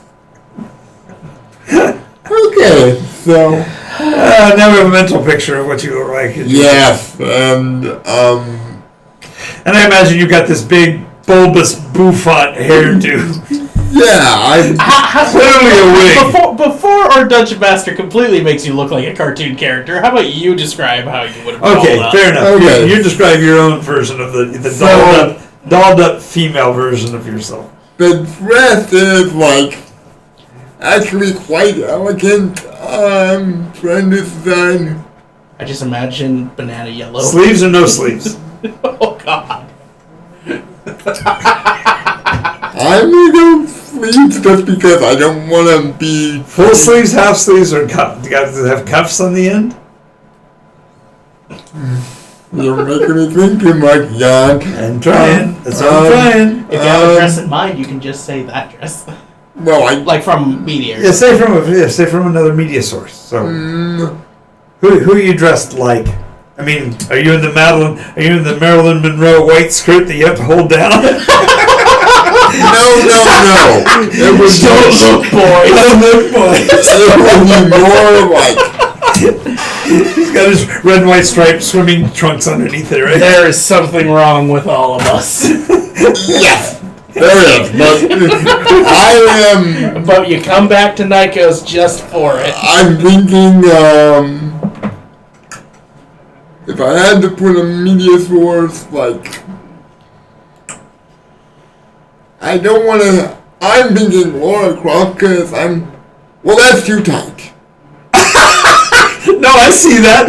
Laura Croft, you're like pulling it down because it's you're expecting to have breasts, but you have that chimp. Yeah. So you're like trying to pull it out so it covers. Because I guess the very important question I have to ask you personally is this sized for a pocket or is this sized for something smaller? Because then when it moves, just get a big old rip. No, it'll be the right size. Okay, I just wanted to. They are specialists, so. But I'm only the best. I'm just saying that he is a male trying to wear the damn thing is going to be the funny part because he's like having to struggle to keep it in the right places because it doesn't ride it. That's again why I'm asking because any bad movement the dress wasn't designed for will rip it. Well, I'm trying to act like appear a little more. Oh, Miss Congeniality? Yeah. Better than Mrs. Doubtfire. Okay.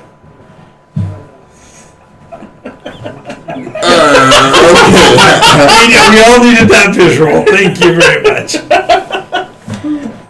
Robin Williams trying to stuff them. That was horrible. Yes. I won't do it on stream, but there's just a funny story from when he was filming that movie. I'm gonna do like.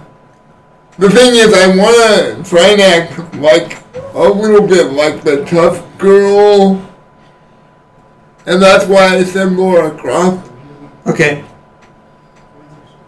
because that was all I could think of. in Sure. You're the female ape version of Laura Croft. Okay, got it.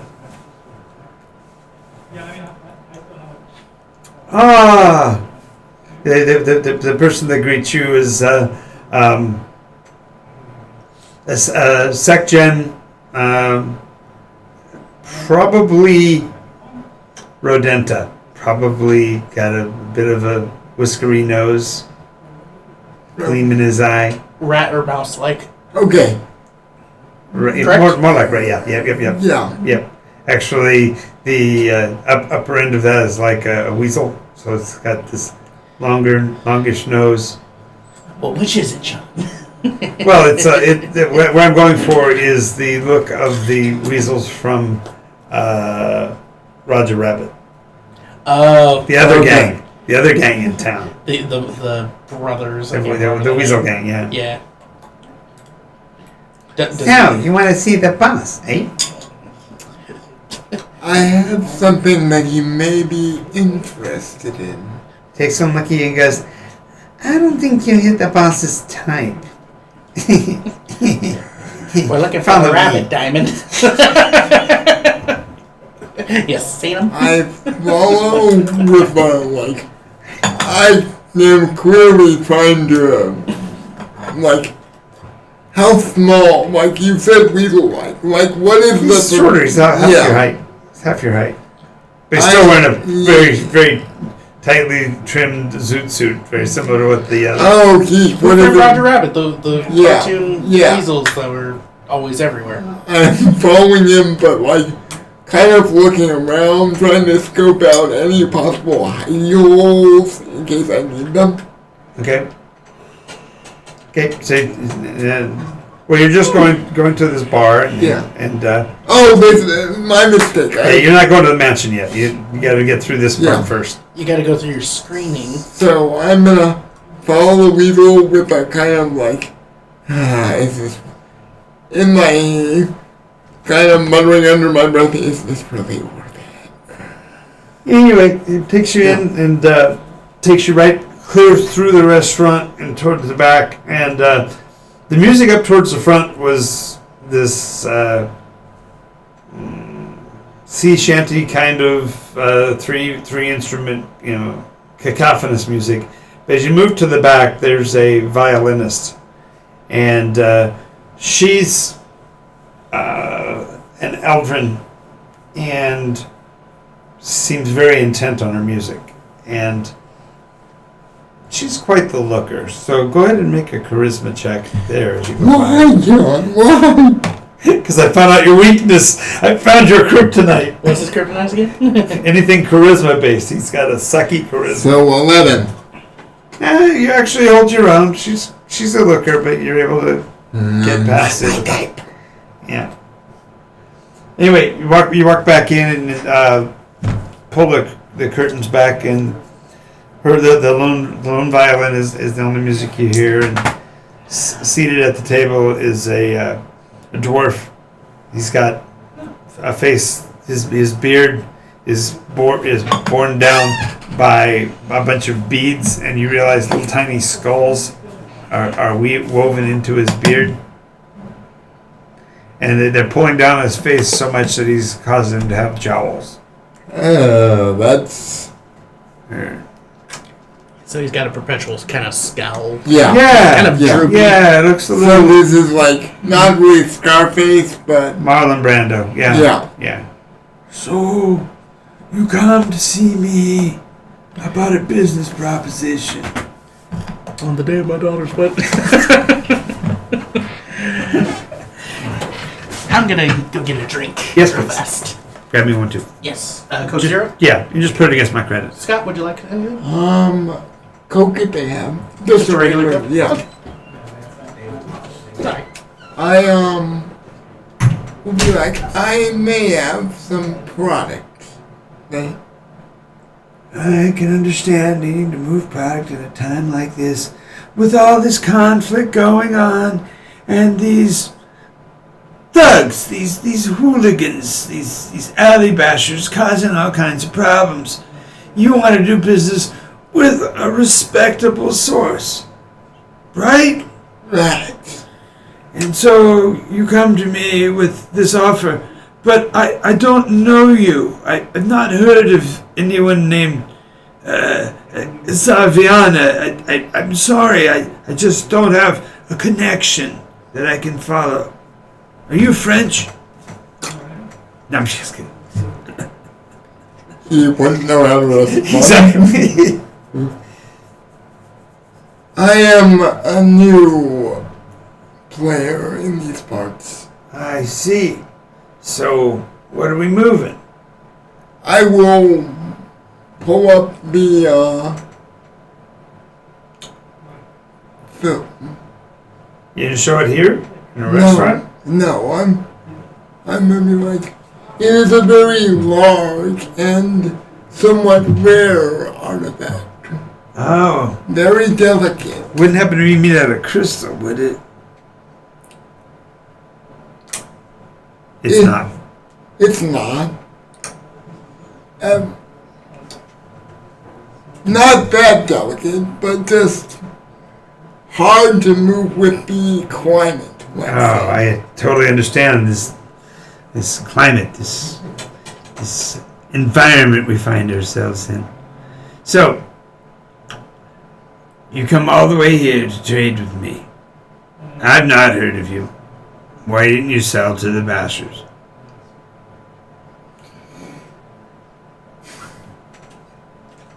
Apologies, sir. I just got into town and the backers were the...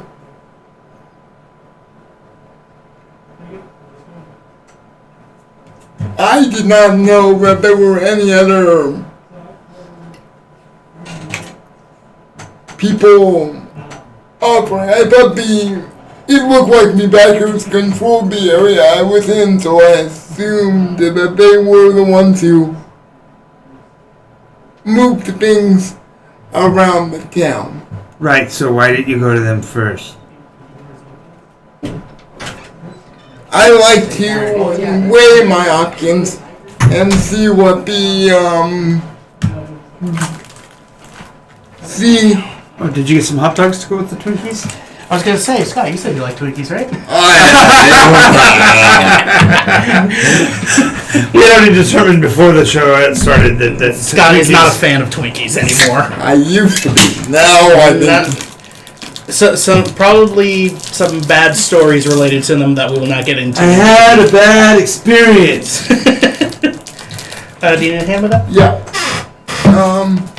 I just want to know all my options before I make a sale. That is why I did not go to them first. Fair enough. So, I like you.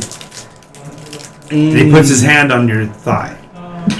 I'm gonna basically mentally be like, let him do it, but in my head I'm like, try not to cringe, try not to do anything. It is normal for a lady when she's not interested to smack the hand away. Smack the hand away or slap him. If you are not interested. You definitely aren't interested. I don't think. Yeah, I'm not gonna full on smack him, but just kind of gently push his hand away. Gently for your strength modifier, but strong enough to send the message. Yeah. And say, we're not quite there yet. Whoa. Is this before pleasure? Nice. Wow. I never saw this side of you, Scott. This is a new place for us to go here. No! I don't know you. I like you though. And it's like, whoa! I don't know you, but I like the things you bring me. You have some preciouses for us, yes. Oh! Don't perpetuate. A lady of principle. I like it. You got some spunk.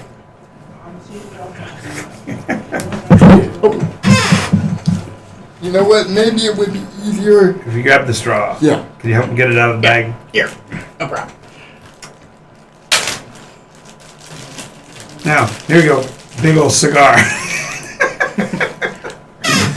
Okay. So after you push his hand away, he rocks back in his chair. Like you got spunk. Says, I think we can probably do some business. Bring the item you're looking to move to the up to the mansion, and we'll talk there. You ain't a cop, is you? You gotta tell. You gotta tell me if you are one. do I look like a cop? You remind me of Lancelot Link, this investigator I used to know. He's sleeping with the fishes. We gave him some cement galoshes and dropped him off the top of the mountain. Wait, you do that in the ocean. You have no idea what gravity does to you at 30,000 feet.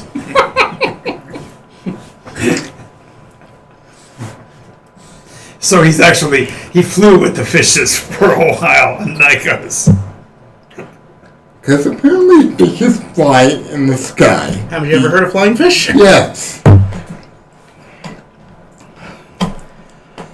So we'll do business. And he attempts to slap you on the butt when you leave. I am... As he does that, I will kind of be like... I'm not going to glare at him, but I'm like... You're going to look at him with a smoldering glare? Yeah, well, no. Stop it, John! Stop it! What? I'm just going. Am I teasing him? Yes, I'm teasing him. I'm gonna put one hand up and be like, kind of waggle. Nothing, and Yes, we are. Oh, I like a spicy meatball. Xaviana is definitely gonna kill this guy. You're gonna rip his heart out? You cut me. Do I not bleed? Yeah, he's on the. Okay, is it bad that I'm already starting a murder list?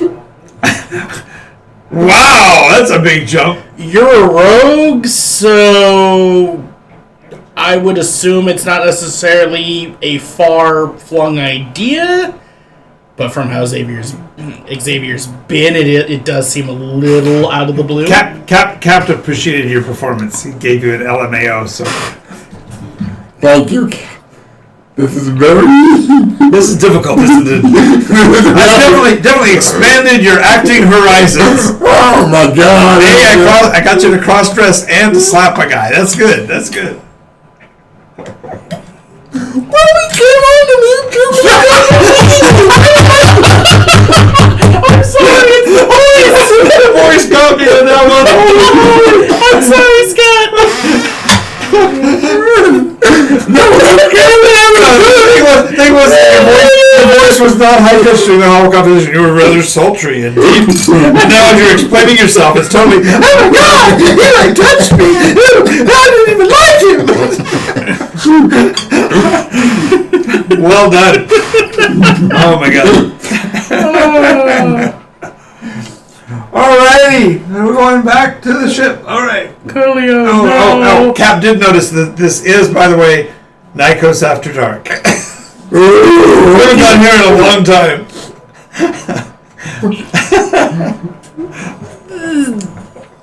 On Cartoon Network, maybe. Alright. Which basically means every implication known to man, but please no more. Okay. This is the conversation we had yesterday with the one player who wanted to play an evil character, John. You could show us depravity, but let's not go there. Hey, I let her leave before dawn. Boom, boom. Okay. Something I revoke one of your DM BPs. I'm throwing it to Scott so he has it for the future. Nice. That was a bad comment. Alright. So, Excuse me. you guys want to reconnoiter before you, or Yes. and tell me what happened? I need to tell them how I feel and how uncomfortable this whole situation is making me flexy. I'm still gonna do it, but okay. As soon as we meet up. Yeah. Yeah. Hello, ma'am. How you feeling? Not you! Not you two! Not you too! Please! He rips the wig off. Come on! That was so embarrassing. Oh my god! How does anyone deal with this guy?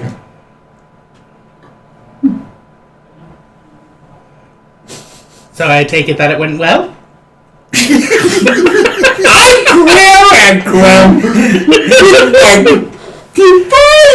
Well, He's still wiping the makeup off. Did negotiations go very swimmingly? you know I can't swim, so how can I Good one. Good one. That was a BP. That's definitely a BP. You earned another BP for that one. That was a good exchange. For lack of a better term, was there a marriage of interests? Would you stop it? Okay, you get like You only get so many more of those. I I can see him pull the fist back. Like, primal scream like, don't even say that word. This goes back to the conversation with the Axis. They're not going to go there. Okay. he... So besides some... Did you get an appointment is what he's asking. Oh, I got an appointment. We're gonna do business. I just hope he buys your little creation. I told him it was delicate and hard to move. And he asked me if it was made of crystal, which I did admit threw me for a loop. It's not. And he reaches for more mead. Can I give him a drink? See, at that moment, you reach for a glass. Drink. I'm actually drinking water. I was making a joke. But yeah, I have an appointment. I'm a fish. I need my ocean back. This whole... Did anyone die? Not in there. It was actually... No, it was out in the street. Oh, that's... You didn't hear, but you go, oh, what are you talking about? Wait, whoa, someone died? What? Oh, yes. A beggar went into a crowd, and when the crowd left, he was dead on the ground. Dead as a doornail. Did you see the moment of the kill? No, I was too busy selling a pretzel. Of course you were. Did you at least get a chance to examine the body? Yes. And your findings? I found Esprit. Intelligence check to know... Sure. Oh my god. 6. Yep, nope. No clue. I have no idea what or who or where Esprit is. And then I did find these. You go, Esprit, it's about here. I'm gonna examine what he... I'm handing him the pouch of gold, 6 gold coins. Okay. So we... He had those on him. Go ahead and make your intelligence check. 20, modified. Yeah. Yeah, the coins have 7I on them. Okay, when you say 7I... 7th iteration. Yeah. No, it actually it's just the number 7 and the letter I. It doesn't mean anything to you. Oh, okay. And until you know about them, it doesn't mean anything to you. Good point. That... Sounds like someone fell outside just now. I'm looking at the coins. That is an odd marking for a bit of currency. What can it mean? Okay. Oh, it's just a marking stamp for when it came around. Like, look. I pull out one of the gold coins that I got from the King's Ransom. I'm assuming this has a different... Yeah, it'll actually say 3I on it. Mm-hmm. So it's just a form of currency marking that I guess all countries use? That is weird. Two different countries using eyes. Don't know. The first gold coins Glim ever earned were different. I might have to... Before Glim went on this grand Fellstonian tour. Yes, so we have an appointment. How do we want to... Oh god, I'm going to have to play up 6 for this guy, aren't I? No! Well, that's what he wants. No. It's a negotiating tool to put you on your heels. Literally. Get it? Heels? Remember, if it does ever get to the point where you're in the same bedroom, you can just strategically wham in the back of the head. We're not going to have you go and do anything that you're... No, nothing like that. Yeah. No, it's just that a powerful man, like a powerful figure like this guy, is going to manipulate you in any way he can. So... It shouldn't have any effect on you Yeah. at all. You should be like, what? How dare you? I'm a dude. You can't really say that because you're in Yeah, I have to play the game. But you still can. You Yeah. still play demure, and this is not my. You're not Yeah. my culture. Or I don't even like you, or whatever. It's fine. We cannot be together. You You come from another world. You could play it up that way if you wanted, but you don't have to. You have any way you can choose to do it. Yeah, it's not ever going to go to the level you're thinking. No. No. Well, that's mainly what Xavier was saying, because He's not. He's experienced. Yeah. He's inexperienced. He has Yeah. no idea. Right. that's what he thinks the guy wants based on his, Yeah, I can almost hear this quote. That's what all you guys think. Sex, sex, sex. Dude, you're a dude. Oh, yeah, us too. Let's just end. Men think about sex every 7 seconds. In other news, Colin mockery from this line. So yes, when you have an appointment, I'm just worried about how many guards and... I now know his priorities are completely lied.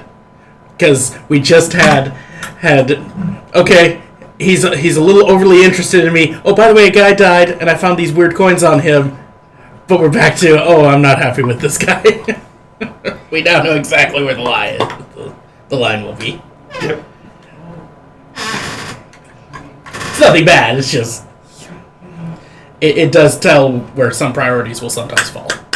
All right, so what? Stupid lady. So, let's see. It is 9:08. Yep. So, ready to go make your meeting, or did you want to get more information? Did you want to tell him more about the body? Because you just told him that it was dead. You didn't go into the details. You showed him the coins, but the coins are all gold now, so there's nothing. Yeah, I'm like, Well, I said they were weird. they don't seem that weird to me, Graham. Oh, well, they used to be different. Hearing that, I'm going to do an arc. They were like rock. Hearing that, I'm going to do a... Then they turned back soon after I opened the bag. Okay, assuming hearing all this, I'm going to do an Arcana check on Sure. the coins. Okay, that's... So let's see, Arcana... I think I have a +5. You have a +5, and that was an 18, so 23. Yeah, these coins have been recently transmuted.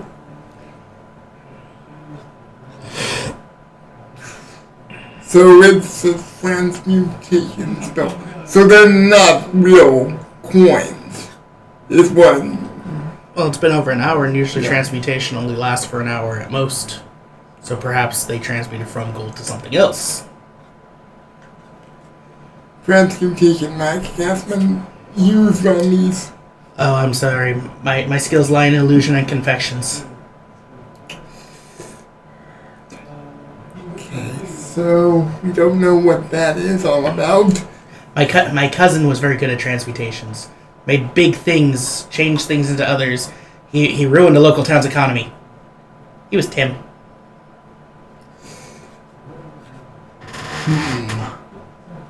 So we... I'm getting... Okay, so I want to get, like... Would it be possible to get a sense of the layout of the mansion before actually going in? Well, if you go and make contact with your out, you haven't even gone to talk to him yet. Yeah, so we should probably talk to, Gravel Grinder. Yep. Yep. Krog Gravel Grinder, the guard that works for them. So you'll actually find him at the rat's nest. So he'll be there when we get back. Yeah. So you head back to the rat's nest. Nose is like, "How's it going? Have a pretzel. Have a beer. Calm down. I get you a massage."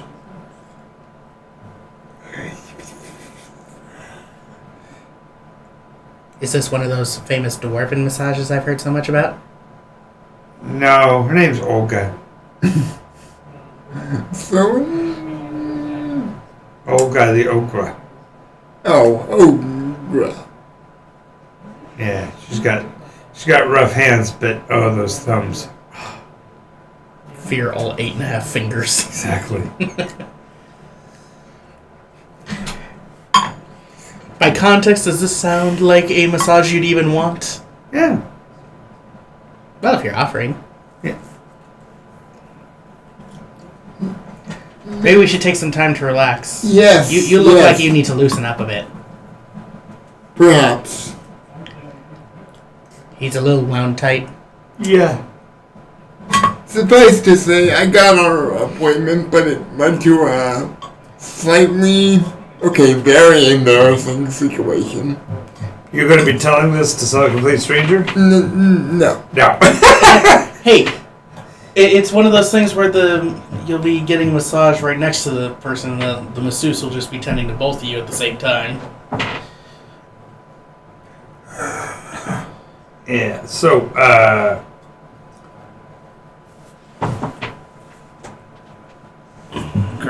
Krog's over there if you want to talk to him. He's the one that's got his face in the bowl. He doesn't even buy beer by the glass. He just buys a bowl and just stuffs his face in it. I'm gonna... Does he look like he is very intent on his beer bowl? He's so intent that you think he might be snoring. There's bubbles blowing out of the side of the bowl. Okay, I'm gonna gently walk over to him and just kind of tap him on the shoulder. Yeah, that way. Hello. Hello. Oh! We need some information about... Sarah? Oh, I'm sorry. Sorry. In my stupor, you look a little like my sister. Hee hee. Hee hee. So does that make me dwarvish or her gnomish? This is actually... She's a gnome? Okay. I never knew. How... Awkward. I am gonna do a intelligence check to see if this guy is so drunk that talking to him right now would... Just is he? Is the Yeah. question. Is he drunk? Yeah. No. Yeah, he's a dwarf. They're pretty hardy on this. He's just probably a little disoriented, I'm assuming. Yeah. So...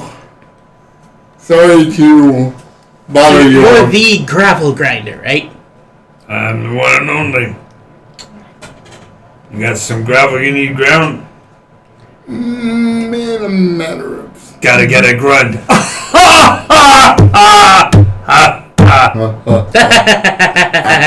I don't get it, Xavier.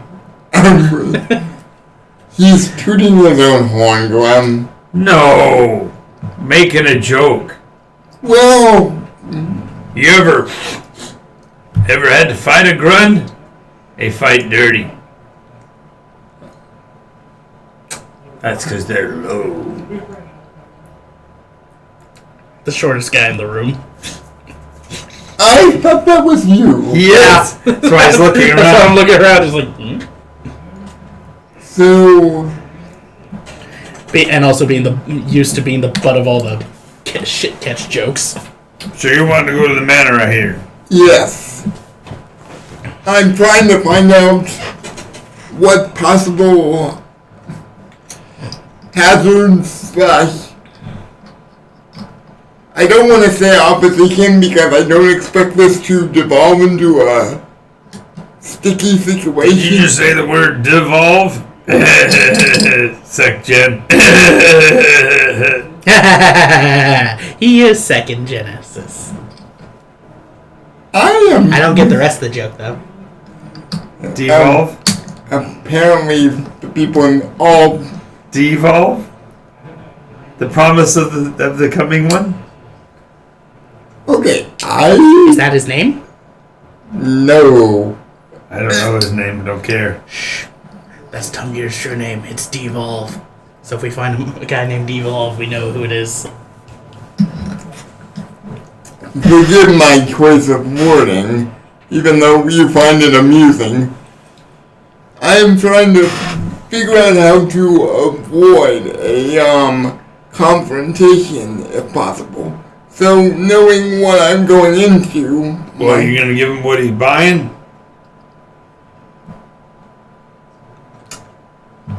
We're gonna... Yes. Yes. Okay. He will buy what we are selling. Then I don't see any problem. Walk in, make the deal, walk out.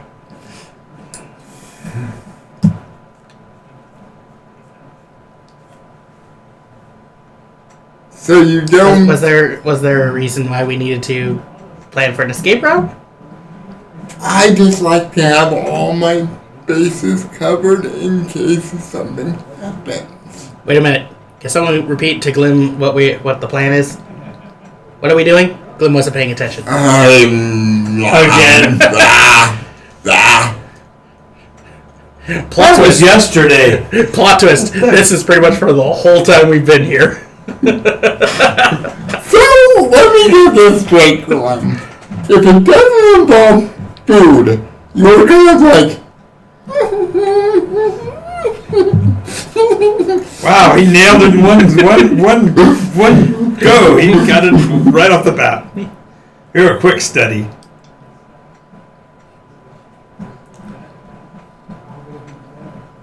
So as long as we make the deal properly, there should be no issue. But Well, yeah. Besides that, that's why I'm there. Get you out if you get in trouble. Ooh, do you have some sort of call or signal or whistle to use when we need your help? Yeah. Caw-caw!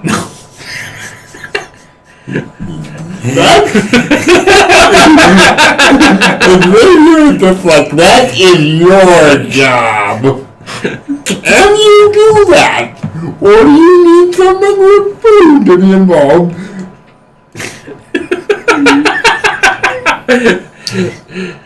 Now it's just becoming a little malicious from Xavier here. I'm sorry, I'm a little... I thought we were on the same page and you're back on page 4. What's going on? Oh, I kept my thumb on the Choose Your Own Adventure book. See, I didn't take my head off the page. So, a bird call is your signal. No, I was making it. He was making a joke. Yeah. Cookaroo, cookaroo. No, it's weeble wobble, weeble wobble. No, caw, caw.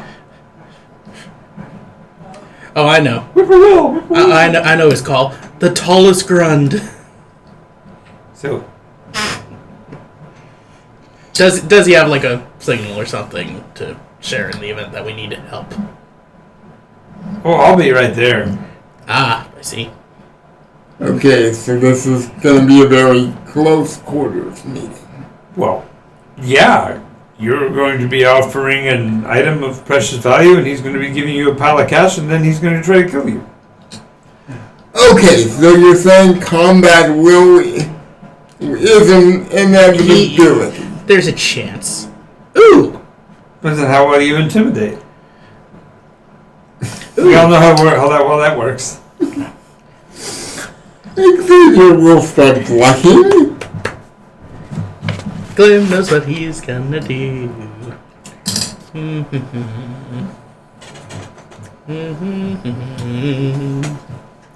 Trust me, I can be intimidating if I want to be. I'm sure you can. This is going to be fun.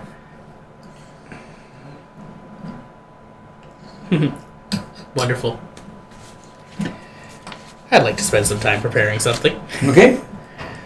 Well, I'm assuming that when we're presenting such a pristine item, we're not just throwing it on the table. We're probably going to have to present it on a pedestal or stand, a plate or something. Could if you want. Yeah. So I'd like to take some time before taking our long rest for the night, because you did say this was evening. Yep. Okay. I'm going to inscribe Glyph of Warding onto whatever the makeshift stand that we're going to be presenting this Fellstone on. Okay. And I'm going to be inscribing onto it exploding runes 4 times. Oh, jeez. And the set phrase is going to be, "The deal is off." Nice. Okay. So make sure we're at least several feet away from the thing when it goes off, because that's gonna happen. Okay. So just for your benefit, so you know Yep. the thing about the spell, you can choose to either charge a spell of the same level or lower into it, or you can choose exploding runes.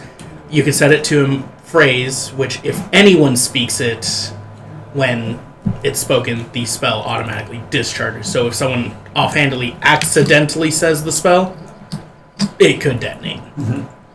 I'm assuming, though, that nobody is screaming at the top of their lungs down this hallway. The deal is off. They're put in a room with a parrot. Raw! The deal is off! The deal is off! No. Hi, my name is Mayhem. I'm a parrot. I'm sitting in the dwarf's lair. I'm just waiting for you to make your move. And if you use a cut rate insurance company like TPM from Tenerife. Much too silly, much too silly. We're moving on. This is way too. Much too silly, much too Cap's silly. back. Now we can go back to funny. Cap's back. Now we can go back to funny. Alright, so yes, that's what I do before taking a long rest. This episode brought to you by Progressive Insurance of Tenerife. I hope they have fire insurance. Fire.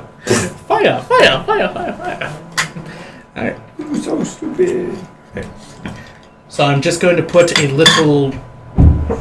So because it takes me time to do it, and chances are you're not going to be in the room while I'm doing it, Yeah. I'm going to instruct you... I'm going to write down the deal is off on a piece of paper and tell you that is the code phrase. Okay. He goes, what? The deal is off? And blows it up right there. Standing there. Don't say No! Don't say it now! Yes, exactly. But yes, in the off chance of things happening. Well, according to our contact, he is going to try to murder us. Well, this is good. Alright. It's a good way to just start with a fireball out of the starting gate. So, back up to the mansion again then? Did You ready for it? Hmm? So you ready for it? How did you change your costume? You're wearing the exact same dress. I'm gonna make it, what color did I say the dress was, or did I? I imagine, in my head, I imagine it being scarlet. Yeah. So I'm gonna do, like... Some minor illusion, making it yellow. Yeah, It brings out your eyes. I'm actually gonna try and go with a yellow dress for this Okay. one. A-line or billowing skirt? What's an A-line? How's your body? I It like goes it. with the contours. Makes it hard to run. Oh, well, is bellowing skirt gonna make it any easier to run? Okay, it's Okay. hard to run if you're trying not to destroy it, if you don't care. Right. Billowing skirt, you grab the front of the skirt and run.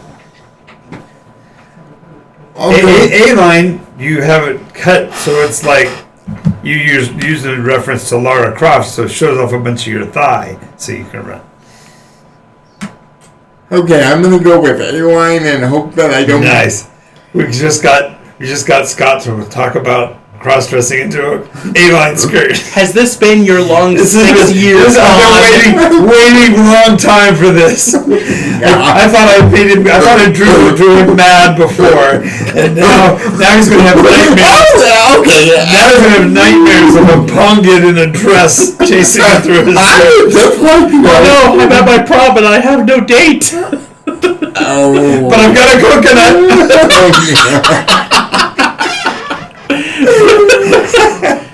This is my island in the sun. Nice. Okay. Much too silly, much too silly. Exactly. Moving on. All right. I am Tanaroa-Ri.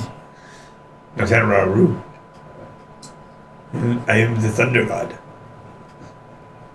Keep Sorry. telling yourself that.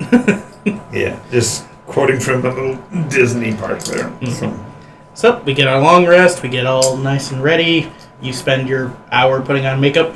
Yes. I can just see the chip pinching his cheeks to get him to go turn red. Eyelash curler. Put the eyelash curler on. Put the lipstick on that really long upper lip of the curls and the curlers in the hair. Oh god, are the dwarves helping? Yes. Oh my god. Dwarven beauty! Wait, are they trying to, like... What's so wonderful? It's just amazing. Just a little bit more here. Yeah, let's put some cucumbers on your eyes. Bring out the lips. It'd be so wonderful. Get away from me! He's getting a mani-pedi. Just answer me one question.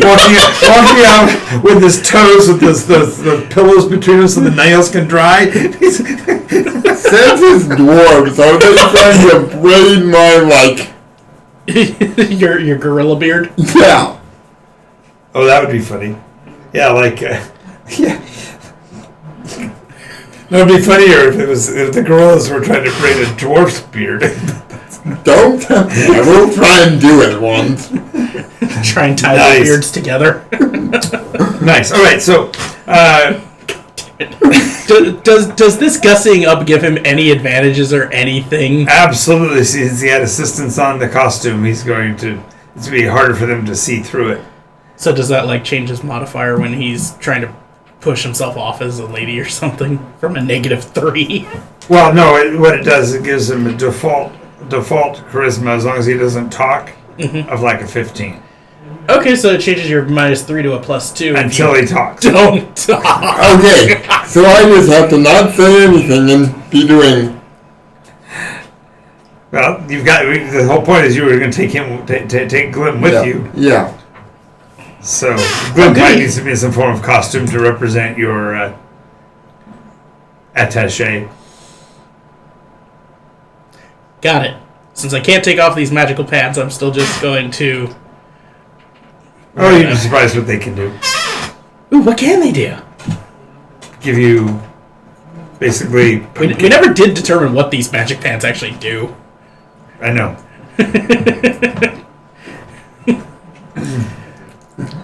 Do they have a cost? They're secretly a flotation device and turn into pumpkin pants when you fall in the water. I can see you doing that, John. They're chitty chitty bang bang pants. Why did I have to? Well, seeing as how she is definitely the seller, and I'm just supposed to be the lowly assistant, is there a costume basically of a butler's top? The tuxedo sort of thing? Well, I imagine them a bit like the Tiny Tim, a little tiny generals with the epaulets off the shoulders and the double-breasted with a stripe and whatever. Just something a little bit more to give the idea that I'm the servant, not the... Sure. So I do the speaking, but that's just at her bequest. Sure. And I'm going to take my orange Behest, veil... not bequest. Behest, yes, you're correct. I'm No. tongue-tied. And then I'm going to take my orange veil toga and use that to make a turban. Nice. Gonna go for a beehive. All right. So when you approach... Did we determine a name for your... Yeah, you named her. What was it again? Zaviana? Zaviana. Zaviana. Lady Zaviana. Hey, make way. Make way for Prince Avi. Princess Zavi. This is like Zanya. I'm the Roman illusionist wizard. I can do it. I just can't make a song right now. That's pretty funny. You want 75 golden camels?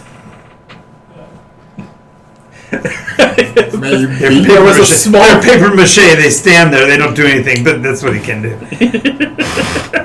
It worked for the dragon before. Why not, right? Exactly. All right. So you're making I'm your the appearance. herald, basically. So you walk in, same guy, droll face. So I see you brought a guest with you. What's the tyke for? I am her speaker. She unfortunately last night caught a little bit of something, and her voice is quite sore. Did she catch something outside of my place? It might have been inside or With a outside. sharp knife?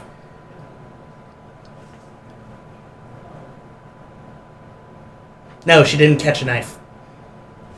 No, catch something with a knife. Then she caught something. I just want to make sure she wasn't the one who was responsible for the death on my front porch. I only heard about it this morning. Just look at her. What's the matter? Cat got your tongue? Her voice is lost, unfortunately.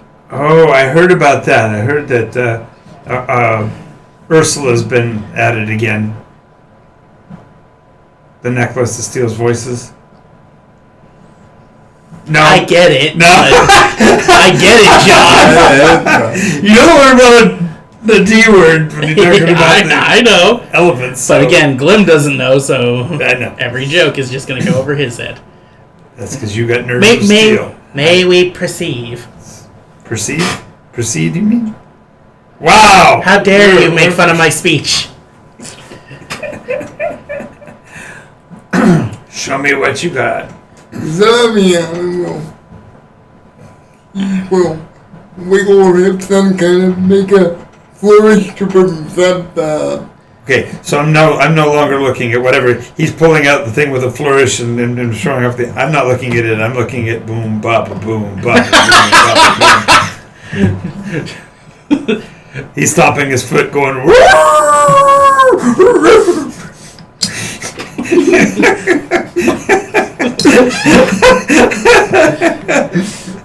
He's a human?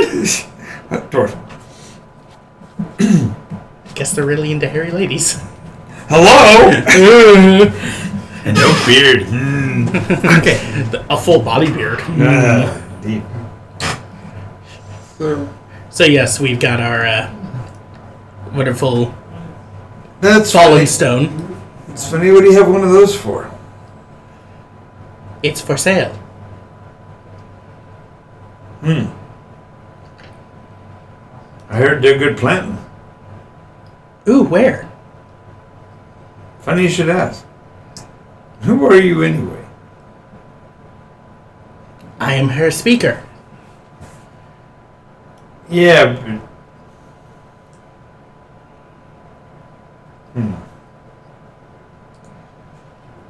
I take a I'm few not- liberties with her permission. Yeah, but She's given me a strict list of things I'm allowed to discuss in her presence.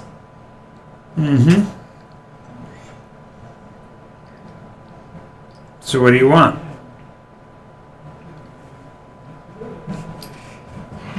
Well, now, with your permission, my lady, may I press the previous question?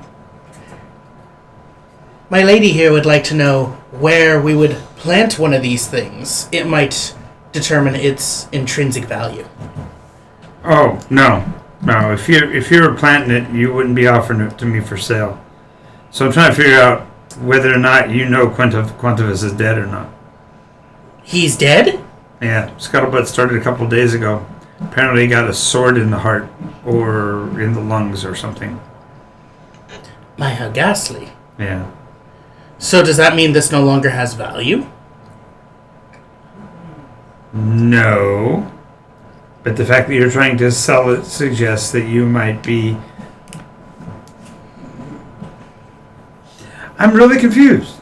Because why would you be selling it if you knew what it was worth? We were unable to make contact with Quantivus's parties for quite some time. Yeah. So, how closely are you aligned to the first chromate of the Rainbow Veil?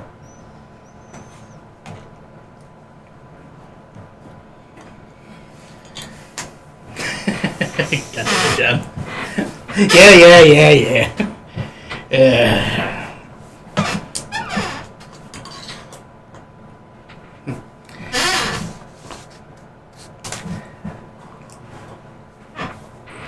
Are we here to talk business or politics? Well, you're the one that started it by bringing this political football into my house. How is You this? come to my house and you bring me nothing but shame. How is this a political Peace. This represents the past. The continuation of an unbalanced and unfair regime. I'm trying to save my people's our image, and try to fix the problems of the past. Sorry. Your friend of the sect-gen persuasion is more than likely also wanting to see the rise of a new future. Wouldn't you agree, my dear? I will bat my eyes. Oh, bat your eyes. I thought you were going to say. I thought he was about to I thought you were going to talk. I was like, gotcha. Gotcha, bitch. Well done. You're going to bat your eyes? Gotcha, Rich. In the flirtiest way possible. I see. Oh. Well.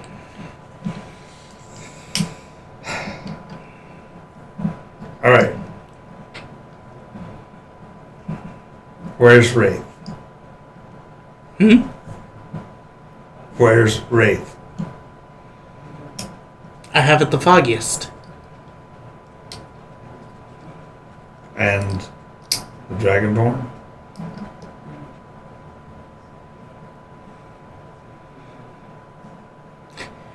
Can I make a insight check to see if he's just trying to trap me with these questions, or Okay. if He wouldn't even have any context for that. Mhm. You can make the insight check, but the insight check is to try to figure out what his angle is, because he offered to give you a place to bury it, which does make no sense at all. Exactly. So go ahead and make your check. The 11. Yeah, you're bouncing off of the back of your mind. You're going, what the? How the? What's the? Who the? This is not what the.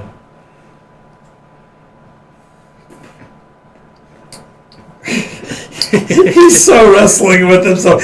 I can see you pulling the napkin up and you're like chewing on the edge of the napkin to keep from talking.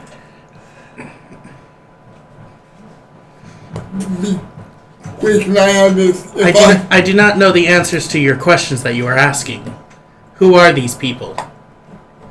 Well, let's just say, for argument's sake, that there are wheels within wheels and moving parts to everything. Does this make sense to you? A big mechanical design. I mean, no, not Yeah, nice. No one goes, big mechanical device with many moving parts, and no, we wouldn't, no. I have no idea. The tink. Exactly, the tink, and you go, This is, he says, for the last decade, maybe less, the cat has avoided the mouse. Now, the mice have finally found their place in the universe under the banner of Tongue Eater. We can only succeed if we're able to restart the clock. And to do that, the Fellstones must reach their destinations.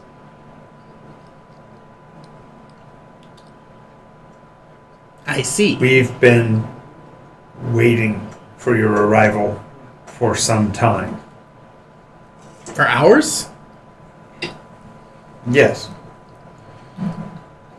You have Fellstone with you. For sale? If you want to keep up the facade, you can do that. I'm a businessman. I don't want this fake trinket. I want to see the mission accomplished, so that the one will come.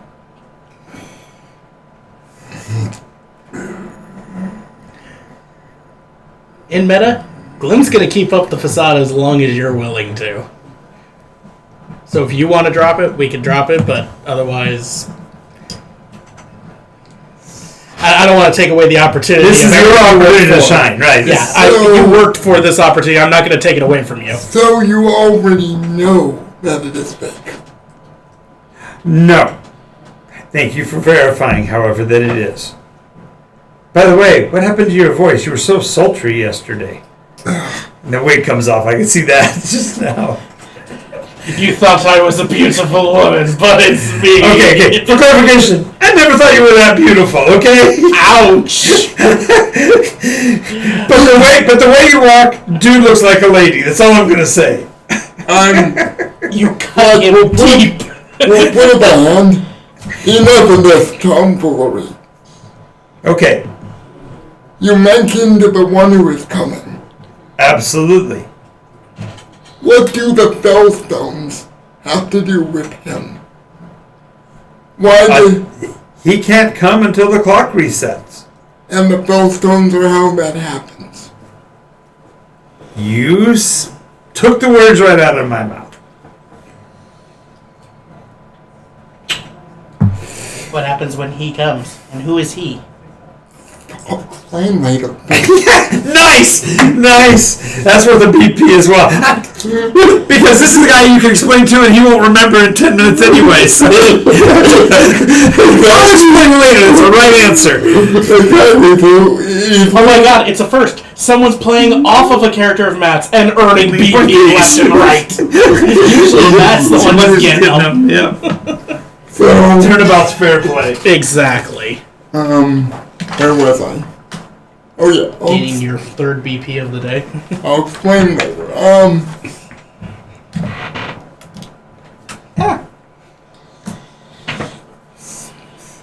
So, do you know where we know that one of the Fellstones is supposed to be placed here as part of the mission. You wouldn't happen to have an idea where that... It needs to be placed in the place of slumber. There's nothing like that here other than in the hibernatorium of the bear. Which just happens to be full of Grim and... Grim or Grunt? Grim. Grim? And I nervously, I kind of suddenly remember that our contact is Grim and, we'll kind of sideways glance him to see if I can get, If you see Krog? Yeah, Krog standing over there gives you a little bit of a thumbs up. Now, if you think really hard about what you're about to do.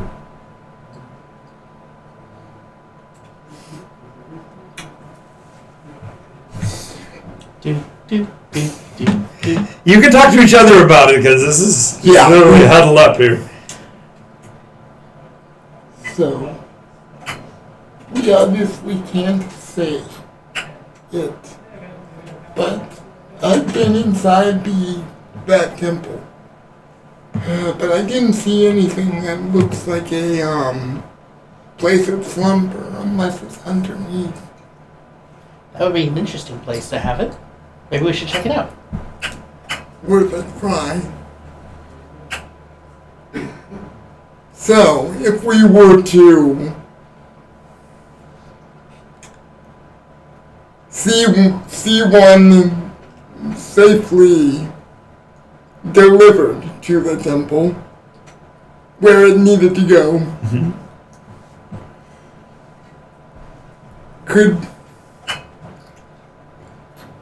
this is very tough, but could we count on any support? You're about to enter the domain of the bear, and you're asking a mouse. I can get you in. But we have to get ourselves out. That, and you've got to operate without letting them know. It'll be a great test of your rogue skills, and perhaps you'll be able to join the TBM when you're done. Hey, congratulations! You got 2 thieves/rogues guilds fighting over you. I know, and he will. Maybe you can play both sides. Double agent. Triple agent. Quadruple monkey agent. Quadruple monkey agent. That'd be 3. George of the jungle. Yeah, so 3. Double banana.